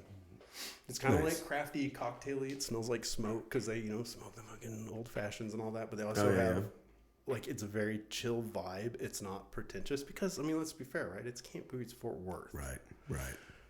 It's not Magnolia. Yeah. Right. It's not So 7 or whatever the fuck they call it. near Southwest. New 7, right? Jesus Christ. But it's just great. Like if you want to go drink, and there's never been a time where we've been there where we haven't made a friend. Right on. It's crazy. It's a great place. Okay. So we go there and we sure as shit, we sit by the fireplace and we start talking to these 2 people. And they're like, you should come to our pool party tomorrow. And we're like, no. Yeah. But anyway.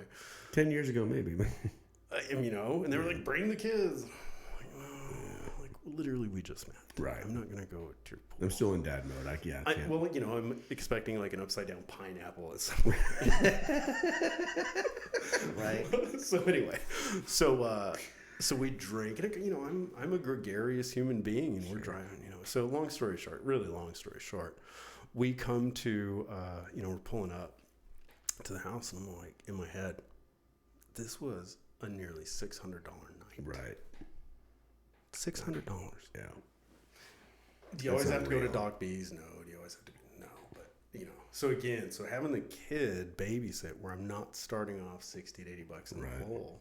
Well, it's still a $500 night, but that's not that bad. Right. A little more palatable, right? I'm okay with that. I've spent, that's about $100 an hour to be really well entertained. Sure. I've spent way more than $100 an hour and not had that amount of entertainment. And had a crap time. Exactly my point. So, there you go. That's my story. It is, I don't mind it so much. And again, we're really lucky. We have her godparents lived literally a minute. Yeah, that's nice. You know what I mean? Yeah. And we've known them for almost a decade now. And the 4 of us as a family, husbands and wives of 4, but we've been ups and downs and lefts and rights. And now Josh started his own trucking company, which was the first 2 episodes of the podcast were about Pistol Pete's Trucking. That's Josh's company. Question. Sorry to interrupt. Does he deal with any dirt hauling? No, he'll haul whatever you need. He's got a 3500 dually with a 40-foot trailer and a CDL. Dude, whatever you need. He can haul up to like 30 some. I don't know. He can haul a bunch of weight. Okay. Yeah, I'll link you up with him. Yeah. Pistol Pete's Trucking LLC on Facebook. Okay. Got him, Josh. You can't miss him. But he used to work in the oil fields, right? And he made leadership in the oil field money. You know what I mean? And gave it all up. He moved back home. There was stuff going on here, and he needed to come back home. And he made the decision. All right, I'm in. Sure. I'm going to come back home and do what I did. And his way of supplementing that, or not supplementing, but replacing that income was, I got to start my own company. Because you go from oil field leadership money to, $15, $19 an hour at whatever. It's not going to cut it. We need more of him in the world. Yeah. Guys who are like willing to take that risk. Was it Jamie Foxx? What's on the other side of fear? It's one of my favorites. Have you heard that one? No. Okay, let's play a game. What's on the other side of fear? Wow. What's your answer? I mean, my instantaneous response is, well, fear usually comes from the unknown. The unknown usually comes from a chance you take. If you take the right chance, it should, on the other side of fear, should be the promised land, so to speak, or the things that you wanted to bring by going through the thing that made you afraid. I love it. So I ask that question a lot. And, to be fair, do I think Jamie Foxx has the right answer? I mean, it's his quote, sure. So yes. But no. So that was a good one. I've had people said, "Oh, blessing." Okay, I mean that's fair, right? I could see that. Yeah. Someone said fulfillment, which I thought was cool. What's on the other side of fear? Fulfillment. Dude, that's deep. Chew on that late at night. What he said was, "What is on the other side of fear? Everything." Sure. Because there's no wrong answer. Right. Because that's true. Whatever it is that you're thinking, exactly to your point, I think you have the right answer. Whatever that thing is you're looking for. Right. Is on the other side. And so that, like that, and I tell people all the time, I probably preach it, is if you want to be a fulfilled human being, start your own thing. Yeah. Burn your boat. You've heard me give that speech, actually, that exact speech. One of my favorites. Burn your boats and go. You got to jump and you just got to try. Yeah. I mean, it's so hard. It is, because you're in it. I mean, we just talked about you're facing that. Yeah. Right? Do you walk away from that steady check, that income, and that safety and security, and do you right? Do you try? Right. Well, and to that point, right? Like we were talking about, what I've done is I've turned my side gig into what I can use for my primary gig. Yeah. So the combustion chamber. So everybody pay attention. The combustion chamber is going to be a YouTube channel. I'll put links and everything in the description. Just like YouTube shorts. Yeah. Of funny stuff. Like knowledgeable stuff, like how to check your oil. Why it's important to change this. Why it's important to do this. How to do like the simple things, right? Because let's face it. We as an American society have lost our man card, right? To a great extent. I think we've lost our human card. I have had more grown ass men come up to me or drive into my shop. Hey, can you air up my tires? I will cut your. It's because they don't know where they're lazy. Because I have not changed my oil. I honestly don't remember the last time I did change.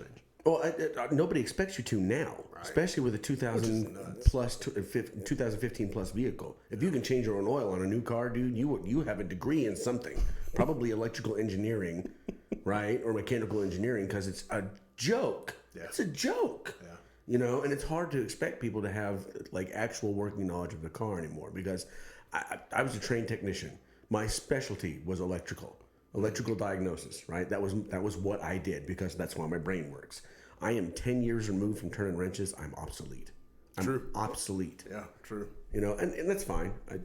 It's way easier to make money as a service writer. I get to sit at a desk in an air-conditioned office and talk to people. And you're built for it. You're one of the best sellers I've ever seen in my life. Thank you. I appreciate that. Yeah. It's it's one of those developed skills, right? Well, like we were talking, you said you have two skills. No, you have that third one you missed. Bullshit. Yeah. You're right. You're just bullshit. And in the car industry, it's so easy, right? Because if you can make people understand why what's broken will cause them problems later, well, bye. Yeah. You know what I mean? It's not about scaring them into, hey, your car's going to fail tomorrow. It's about educating them. Okay, this problem is not a huge problem right now.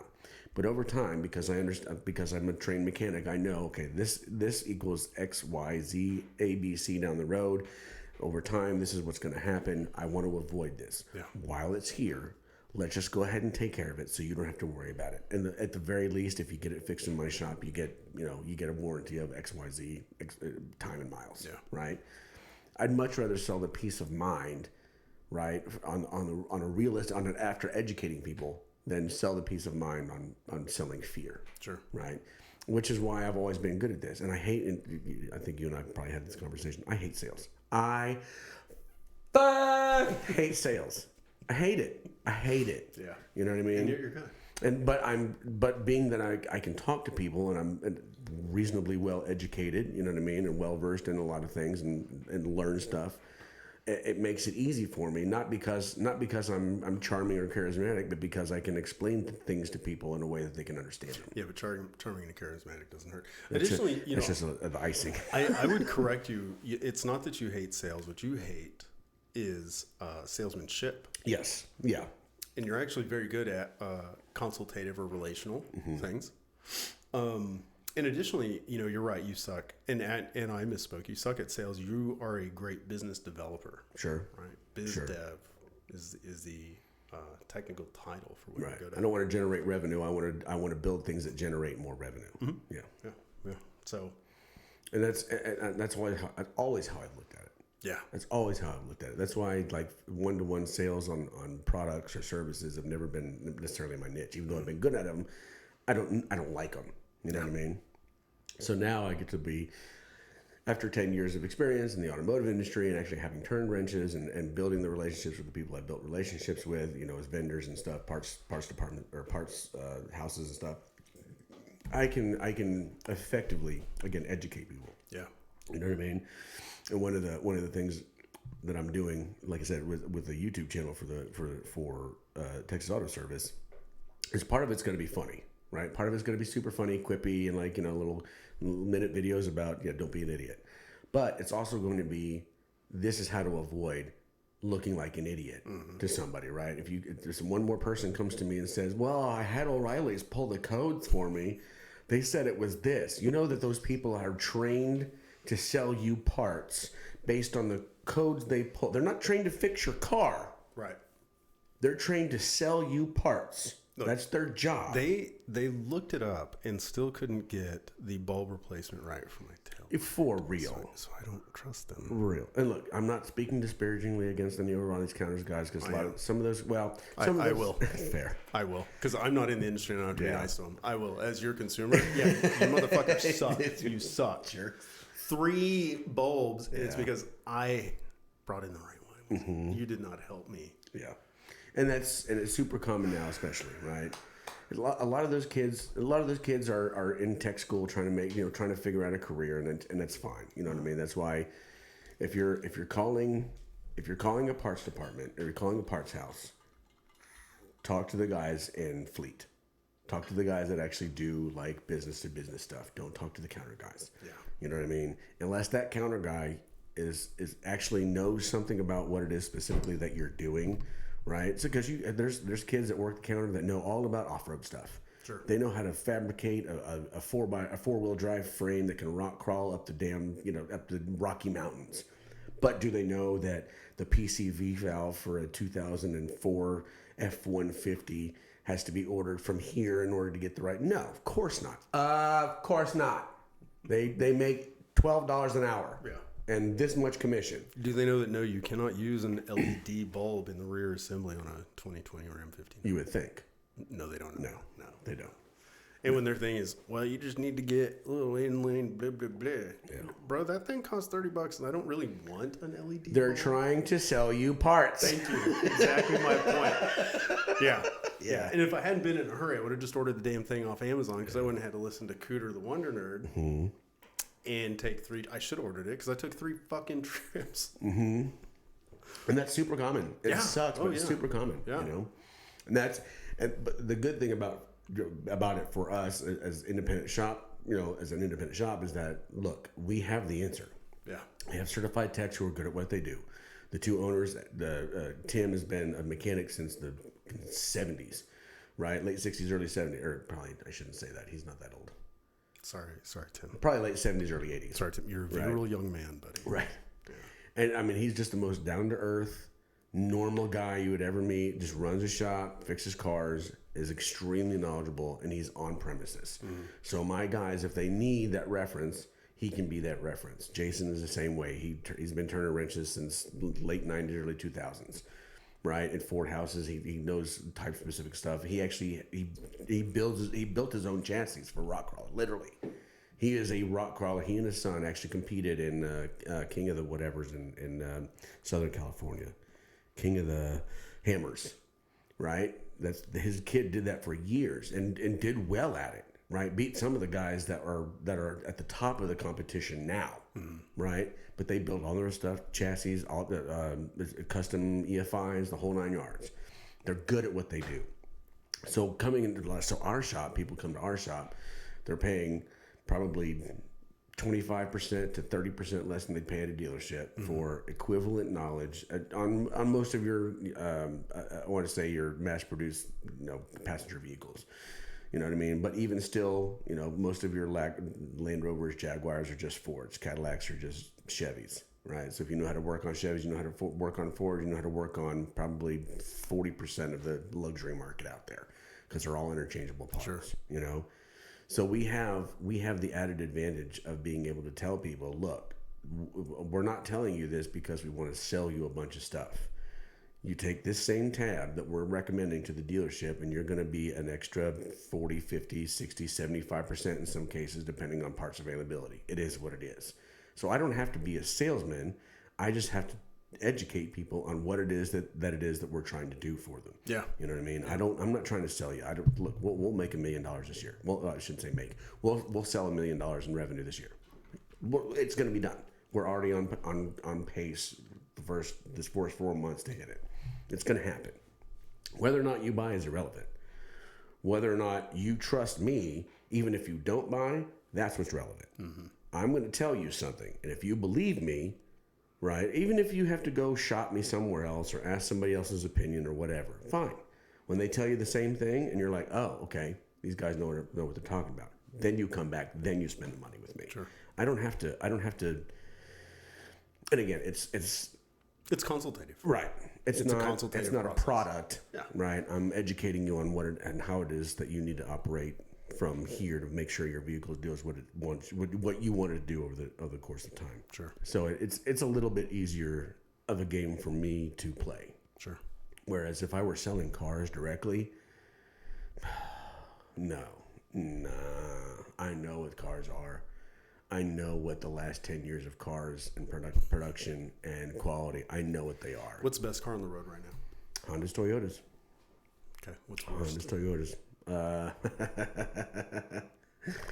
And I hate to say this because I'm a Ford guy, anything American made. Sure. Yeah, I hate to say it, but it's Cadillac. Cadillac is just Chevrolet. And GM has had issues for a long time with their transmissions, with their engines, the AFMs. Anybody who's ever Googled, why does my engine make this sound after 30,000 miles? They know. Yeah. Why does my transmission shift like crap after 75,000 miles? They know. It's a GM thing. Yeah. It is what it is. Mopars have their issues with differentials in their trucks. They have their issues with electrical in the front. Fords have their issues with front ends. If you can keep a Ford front end in good shape for more than a year and a half, you are a miracle worker. Yeah, it is what it is. And when I was looking for a truck, you told me to get a Ford. I'm really glad I ignored you. Yeah, to be honest, I should have told you to buy a Toyota Tacoma. Not test drove it, honestly. And that's my thing. Yeah, I agree. Toyotas are great, and I test drove it, and it's not that great. Yeah. Sure. Because I think that's one thing, right? Like the question is misleading. Best car on the road, best vehicle on the road. Well, it's very subjective. Yeah. My all-time favorite was my 7 Series BMW. Mm-hmm. My Ram 1500 is my second favorite vehicle I've ever owned. Yeah. The Beamer was a bitch. Yeah. It was my temperamental ex-girlfriend. Mm-hmm. And boy, she was sugar sweet and hardcore. 9 out of 10, but that 1 out of 10 times when she's in the shop being a little whore. Yeah. That one piece of ABS plastic warped just a little bit, and all of a sudden you got a $3,000 repair bill. Yeah. Yeah. But it was worth it, just like that crazy ex-girlfriend was worth all the bullshit. Sure. Damn, she was so good to drive. And that's... So I think that's the problem. Yeah. Right? That's my challenge with the whole car thing. Because what do we look at is like reliability, uptime, repair cost. Yeah. I mean, the Tacoma's just not fun to drive. No, I didn't like it at all. And if we're going to be 100% honest, honestly, the best car that you can buy is a probably late 70s, early 80s carbureted non-OBD car. Oh, hell yeah. If you want fun. Easy to fix, easy to maintain. Yeah, low maintenance, low overhead. Yeah. You know what I mean? Yeah. Spark plugs cost you $6 each. You can get to them. You can stand in the engine bay and pull them out yourself. You can see them. Yeah. You know what I mean? Whereas modern cars, like I said, BMWs, Mercedes, all the whole 9 yards, even modern Fords and Dodges, you open that hood and it's just a sea of plastic pieces that look really cool. It's nice and organized and symmetrical. It's like, oh, that's so pretty. But now, what are you gonna do? Well, now, I mean, is it the Kia that has a full plastic shield over the entire engine? Yeah. Is it the Kia? Kia's, Hyundai. I might be wrong. Mercedes has done it too. Yeah. I hated. My least favorite car of all time was my Mercedes. Yeah. It was a piece of shit. I don't get it. It's a status symbol. Yeah, it's like it's like a Chrysler 300. It's a status symbol for a particular group of people. Yeah. That was not a racial comment. It is what it is. It's the guy. There's a it's that dude that works at Lockheed. He's breaking his like low six figures. Right. He's like, I'm gonna get my E350. Yeah.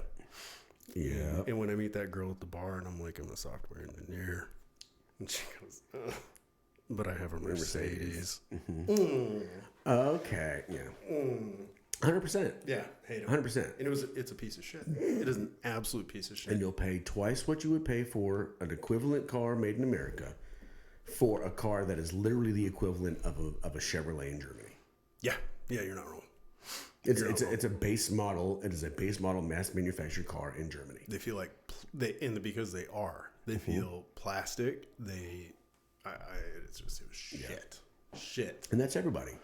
But Mercedes and BMW did, even Land Rover Jaguar, from say like 2005 to now, is they essentially made European like aesthetic design with American EPA regulation materials. Yeah. But BMW, I disagree, man. Because that Beamer, I mean, it fit like a glove. Yeah. It drove like and I make fun of slogans all the time. One of the divisions of my company is marketing. We laugh at marketing. But when BMW says ultimate driving machine, they're not wrong. Sure. Right? And I'm not a fanboy. I drive 1500. Right. I love my Ram. Yeah. I love that truck. Which is a BMW. Mm-hmm. Yes, it is the BMW pickup trucks. You're not wrong. ZF transmission, whole nine like, yeah. Oh my God, that thing is so good. It's so fast. But I mean, you get in that Beamer and it was quality. Yeah. Right. And like mine, I think when I finally got rid of it, it was 8 or 9 years old and the interior looked brand new. Right. That Mercedes, when I got rid of it, was 3 years old and shit flaking off.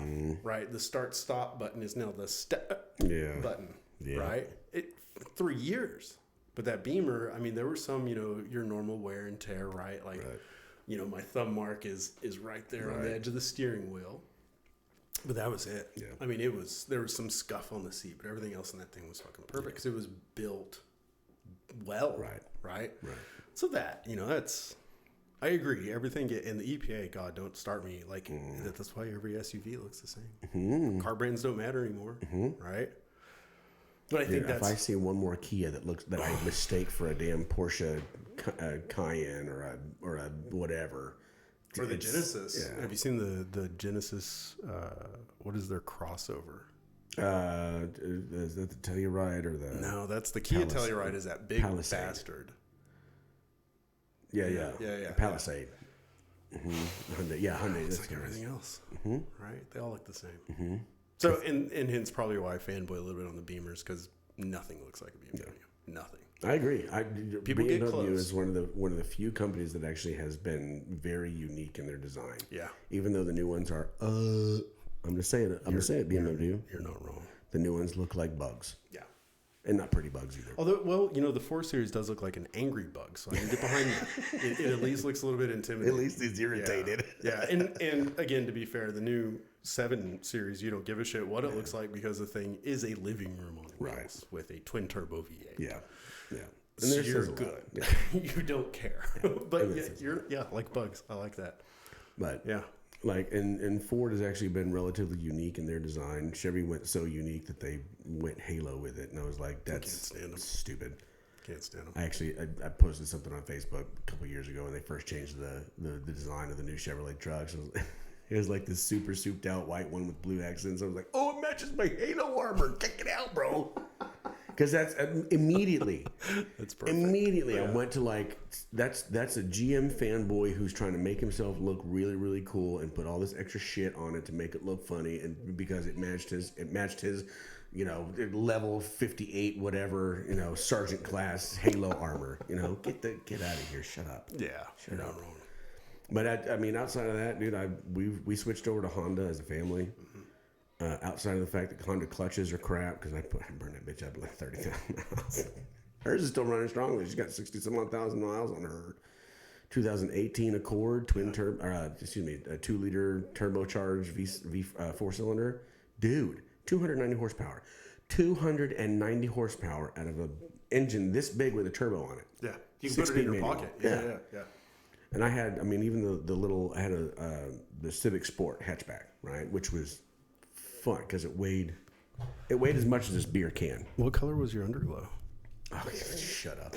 Serious question. Well, I mean, was it purple? I didn't want to spend that much money on it. I didn't want to void the warranty and face the Magnus. It's $50 at AutoZone, and Cletus behind the counter will totally hook you up, right? We'll sell you the resistors to make it work too. You just plug it into your parking lights and you're good to go. But I mean, I love that car. It was it was like 158 horsepower. Dude, there's nothing wrong with a tiny little four-banger. Yeah. Every now and then. If the car doesn't weigh anything, it's just as fun as a big throaty V8. Yeah. You know what I mean? Yeah. And I had a blast with it. Again, aside from the fact that I smoked the clutch on it because, well, let's face it, I'm a dude and that's what you do. Yeah. I got a CRV in place of it. I love that CRV. Yeah. Plenty of room. It's got all the technology I could ever want in it. It's reliable. It's, you know what I mean? I get a legitimate, out of a mid-size SUV, a legitimate 28.5 miles per gallon. Yeah. What is a vehicle that's fun to drive that you would never own? Oh man. Man alive, probably a Hummer, an H1, the original H1. Yeah. You know what I mean? They were just rattle boxes that were made by the lowest bidder. You know what I mean? Which is fine. I mean, it served the purpose, but they're loud. They're incredibly expensive to maintain. They're pretty much obsolete now. But I bet you. Maintain, bro. They're expensive to fuel. Yeah. Yeah. Shit. I got 4 MPG. And if you convert it to like regular diesel, not military, you know what I mean? Yeah. Or whatever. Yeah. That and it's like a Dodge Viper. Okay. The V10 Vipers, no traction control, just the original, the engine ones. It has a chair and a steering wheel, and you pray. Mm-hmm. Yes. Mm-hmm. Yeah. A lot of people know those came standard with a rosary.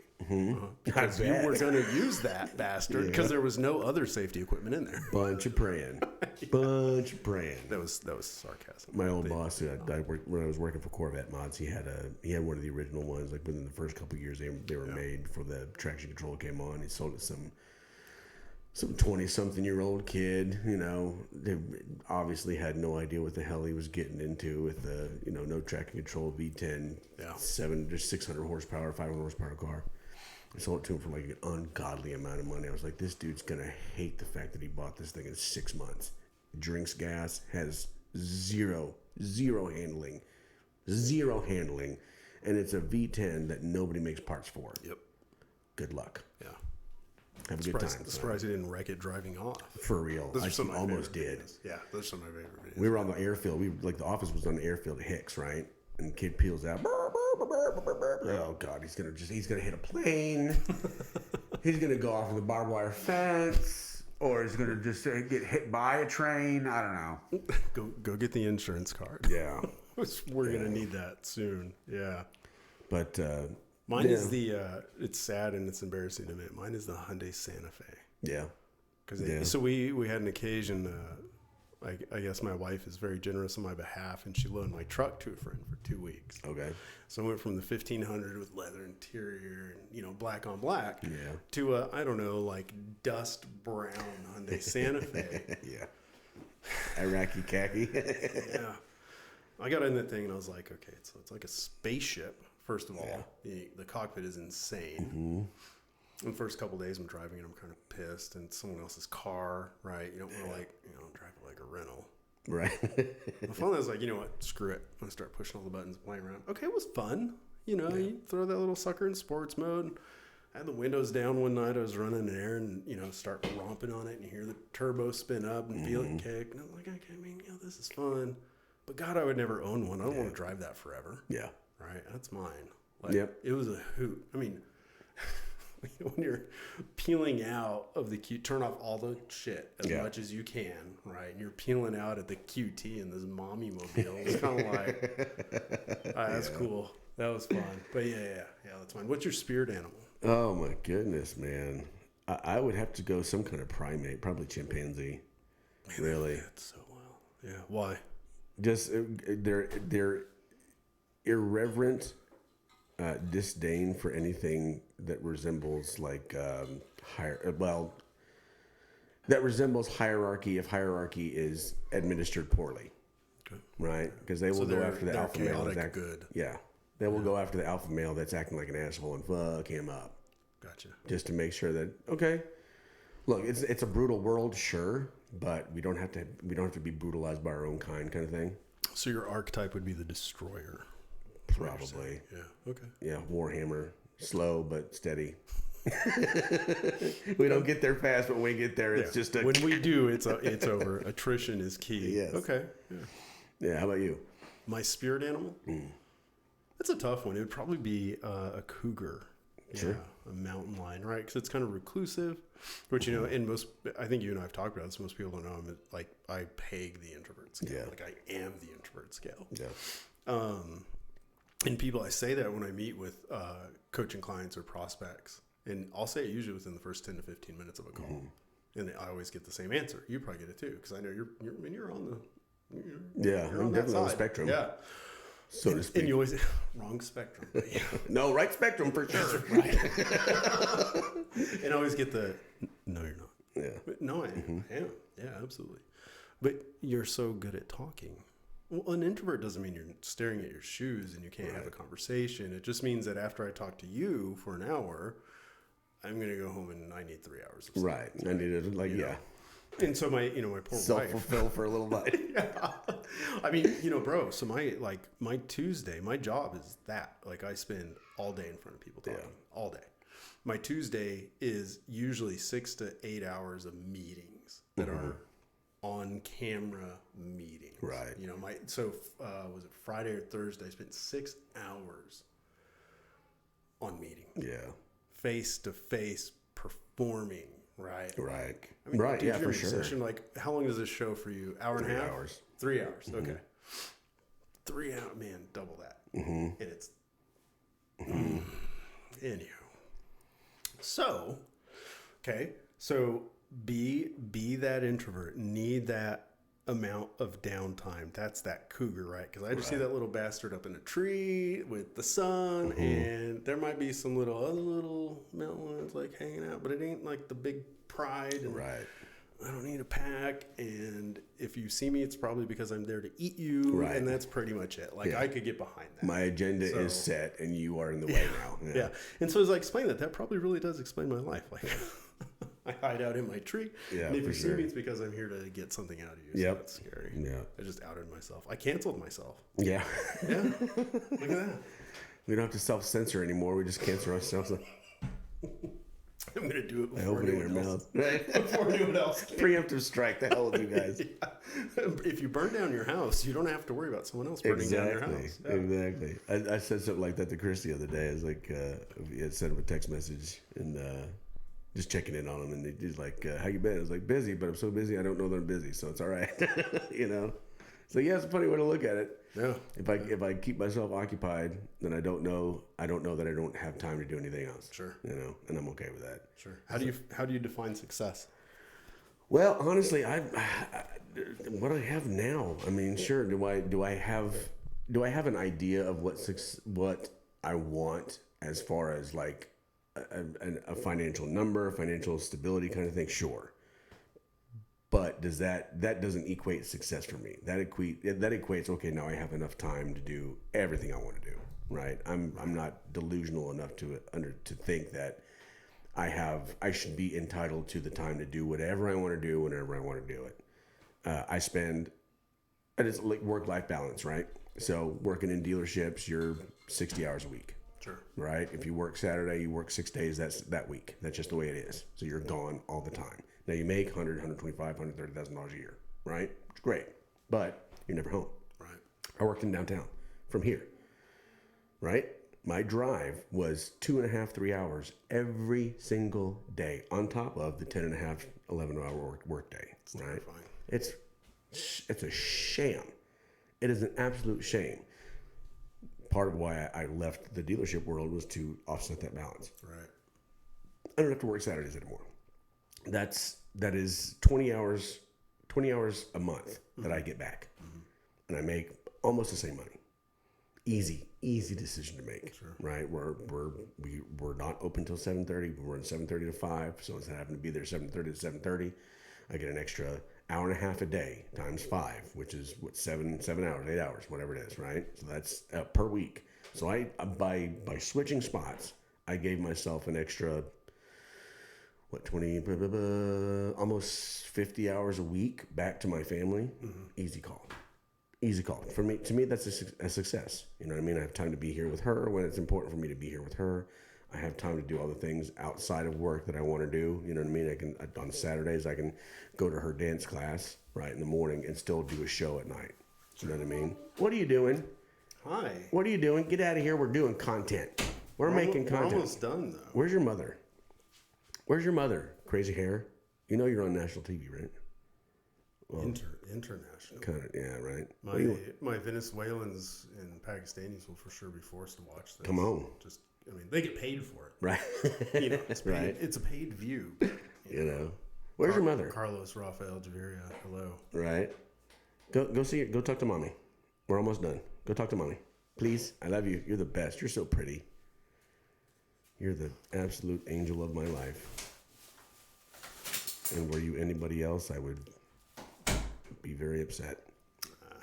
She is amazing. Everyone deserves some grace. You know, I probably extend a lot of it, but whatever. Whatever. All right, what else, man? What else you got? It's been a good, hour and a half? Where are we? We're at 2 hours. 2 hours, yeah. Yeah. That's good. On that note. You know, that's about where I like to keep it. You know what I mean? I can't tell you how much I appreciate you coming out, Brian. Thanks for for sure. There is never a time when I have not wanted to talk to you and gotten the opportunity where I've been. Oh, that didn't go so well. You know? I'm here to please. You know, every time we talk, I feel better about life, and I think it boils down to keeping the people in your life that are supportive of you. You know what I mean? Sure. Gary Vee says it all the time. If you've got people in your life that don't support wholeheartedly what it is you're doing, cut them out. Yeah. You know, and there's of course family and there's nuances to that, but 100%. There's a lot of nuance. I actually think I've on one of my TikTok series I think that I did on business. We talked about embrace closely the people who hate you. Embrace your haters. Yeah. Right. Because you get in, and do I disagree with that advice a bit? Yeah, I probably do. Because you get into that closed loop. Right. If the people who don't agree with you, cut them out. Man, do you know how many stupid decisions I made? Yeah. And do you know how many stupid decisions I've made because I started my life surrounding myself with people who agree with me. Right. And people who support me. Right. And if you didn't support me, I'd just be like, because you're an idiot. Sure. It's easy to justify that. Right. And so like I was telling you, this venture where we just had this board meeting. And you know how hard it is to assemble an executive board? That matters? Man, I can't even imagine, bro. And when you're fundraised, so our seed round, the raise is $160K. Our MVP round raise is, which is minimum viable product, right? Like it's a proof of concept, essentially. That raise, I think it's like 300. I think, the initial ask is going to be somewhere around 500,000, $500,000. Right. Right. And that right there, that's one of the things, you realize, you and I were talking about how, like having kids, no one knows what that's like. Right. Until you do it. No one knows what it's like to go to someone and go, hey, I have an idea and I need $500,000. Yeah. And they go, okay, do you have milestones? And you're, yeah. And they're like, okay, here's a check. It's a whole different world. Yeah. Right. So anywho, neither here nor there. It's a weird experience. And So you know how hard it is to get a board together for that? Like, Right. and when your revenue projection is in the like tens of millions of dollars. Right. You know what it's like to build an executive board? It's crazy. Yeah. No, you don't. It's a very fine line you probably Yeah. walk between, bullshit and reality, right? Well, and so what happens, right, is and I've worked for these guys before, like not this board. I've worked for people like this before. Sure. You know what happens? One of two things. People and it doesn't matter if you're starting a side hustle or you're raising, 10 million for a startup. Right. People make one of these two mistakes, and it's this. They create their advisors that are about them, right? And it becomes like the Bryan show. Right. It becomes the Mike show. It becomes the Lane show. Yeah. And those guys suck because they don't hear that advice. And you can always, it's easy to spot those people. Again, I've been involved in, probably well over 30 companies, right? Like I said, I have coached, consulted, and worked with probably another 20 to 30 in the startup space. And so you see those guys, and I know early on it's going to happen because you ask them, well, why haven't you gone there? Right? Like, why haven't you hit that dream? Right. And if the answer is always somebody else or something else, Yeah. it's his show. Yep. Because he can never be wrong. He's the hero. Yep. Right. The guys who make it are the ones who go, or gals, it's gender neutral. And you say, well, why haven't you done this already? New to my world, one of my favorite questions, if you have a 3-year plan, why don't you do it in 3 months? Right. Sure. I'm not saying you can, but what's to Why stop not try? you? Right. Right. And if it's, because I made some early missteps, I made some mistakes. Oh, you're going to be good. You're gonna be right? great, yeah. So those are those two camps. And so people either make the mistake of surrounding themselves with the sycophants and that's all they hear. And they can never be wrong. They're never going to get there, ever. Right. And they might achieve great things because those people are interesting to watch. Sure. But they will eat it Yeah. at some point. The other mistake they make is all they do is listen to negative feedback. Sure. Right. And so mine is don't cut out the haters, but have a good balance. Find that zen, right? Right. Find the yin and the yang of these people think I'm a genius and these people think I suck. And that's why it's so hard to put a board together. Because you need people who are going to call you and go, this happened to me. Bryan, that's a really stupid idea. And, we've only had one board meeting and it was very casual and you were very entertaining, but this is a really stupid idea. Right. And it wasn't the business is a stupid idea. It's a thing I had said and gone off on. So so and it's one of the things, the first time we ever met, do you remember one of the first sentences I ever uttered to you? Because watch this. This is what we call a callback. Right. Right. Do you remember? I'm dead serious. I'm asking I you. Do you don't. remember? I know we talked about me being able to develop websites, which is a complete line of fucking bullshit at the point. But I was like, dude, I like this guy. I need to say something. Yeah. You're like, yeah, I do HTML. You bet. I know what it is anyway. No, I'll never forget this. It was the first time we met. And I lie. We had met in passing one other time. Right. It was kind of like, hey, how you doing? Like, hey, how you doing? But it was the first time we were going to spend a period of time together. We were sitting outside my Section 8 townhouse. That's how far it's come. And Chisholm Trail, baby. yeah, that's what's up. And we were we were about to smoke a cigarette. And you started saying something. I actually interrupted you, which is really unlike me. And I go, hey, I said, you know how men always try to like one up and flex on each other. Right. I go, yeah. And I was like, let's not do that. Yeah. I don't do that. Yeah. And do you remember like the vibe just changed? Yeah. And we were homies. Yeah. Instantaneous. Yeah. I do remember that. Yeah. So because of that, there have been plenty of times in life where, we've known each other through business and friendship and good and bad. And there's been plenty of times where you've been that antagonist going like, Bryan, you're a dumbass. Right? And there's been times where I've been like, Fergola, you're retarded. Like, you're an idiot, bro. But then there's also times where we've been like, no, that's a great idea. Let's do that. Right? Let's run. And it doesn't always work. That's life. It doesn't always work. And so it's rare when you find a friend who can be both of those things. Yeah, for sure. Right? They can be your hater and they can be your sycophant. Yeah. And that's when you have a good friend. Right. And so on that note, thanks for coming to my TED Talk. Right. Somebody can be constructive. Yeah. And still be edifying, even though they're maybe critiquing you. And a lot of what we find, especially today, is a lack of that because everybody wants to tell you why you're wrong and why they're right.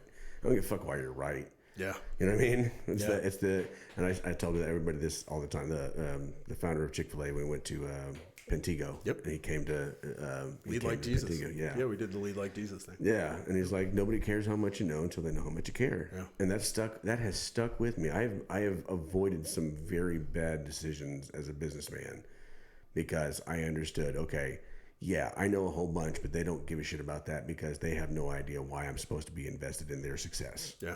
You know what I mean? And it's kept me out of some things that probably would have turned out very badly for me had I not heeded the word. Mm-hmm. You know what I mean? That and your fucking pontoon boat over the waterfall thing that has stuck with me forever from Panther City Coffee. Oh, yeah. That faith thing, you know what I mean? Either stand on the bow of the boat, either with your arms open, like when we get to the bottom, we'll be fine, or do you cling to the rail and scream bloody murder the entire way down. And because of that, and a lot of the reason that I did a lot of the things in my life in my mid-20s was because of that. I moved to Austin. I had to get away. It's like I got to go. And the reason I was willing to take that step is like, well, the pontoon boat's coming off the edge, right? So let's see what happens. And the day I moved down there was the biggest ice storm in the history of the state of Texas in 2007, right? And it's me and my mother in a U-Haul and my little Ford Focus on 30, literally just me and my mother for an entire 3.5-hour drive. So fun. Yeah. But it was that philosophy, that kind of mindset that was like, yeah, that's why you need to do it. And I think that's why you and I have been able to gel so well and stay good friends over the 21 years that we've known each other, is because we understand that at the end of the day, I'm not here, like I said, I'm not here to shit on you to make myself look better. I'm here to help you to make both of us look good. Yeah. Right? Yeah. So that's where I come from. My man. Always loved you. Always Hell will. yeah, brother. Yeah. Hell yeah. Guys, thank you so much. This is another episode of DadPod. If you can be here, get here. As always, stay classy, stay humble, be helpful, be a leader. Do things in community. Do things. Take chances. Step out. Do the things in your community that will positively affect the outcome of what's going on in your life. We appreciate you coming in and putting your eyes on us and putting your ears on us, and we hope that you have been entertained and educated at least a little bit. Yeah. 1 out of 10. If you can be here, get here, guys. We will see you with episode 2 here in the next couple of weeks. Later. See ya. Hell yeah.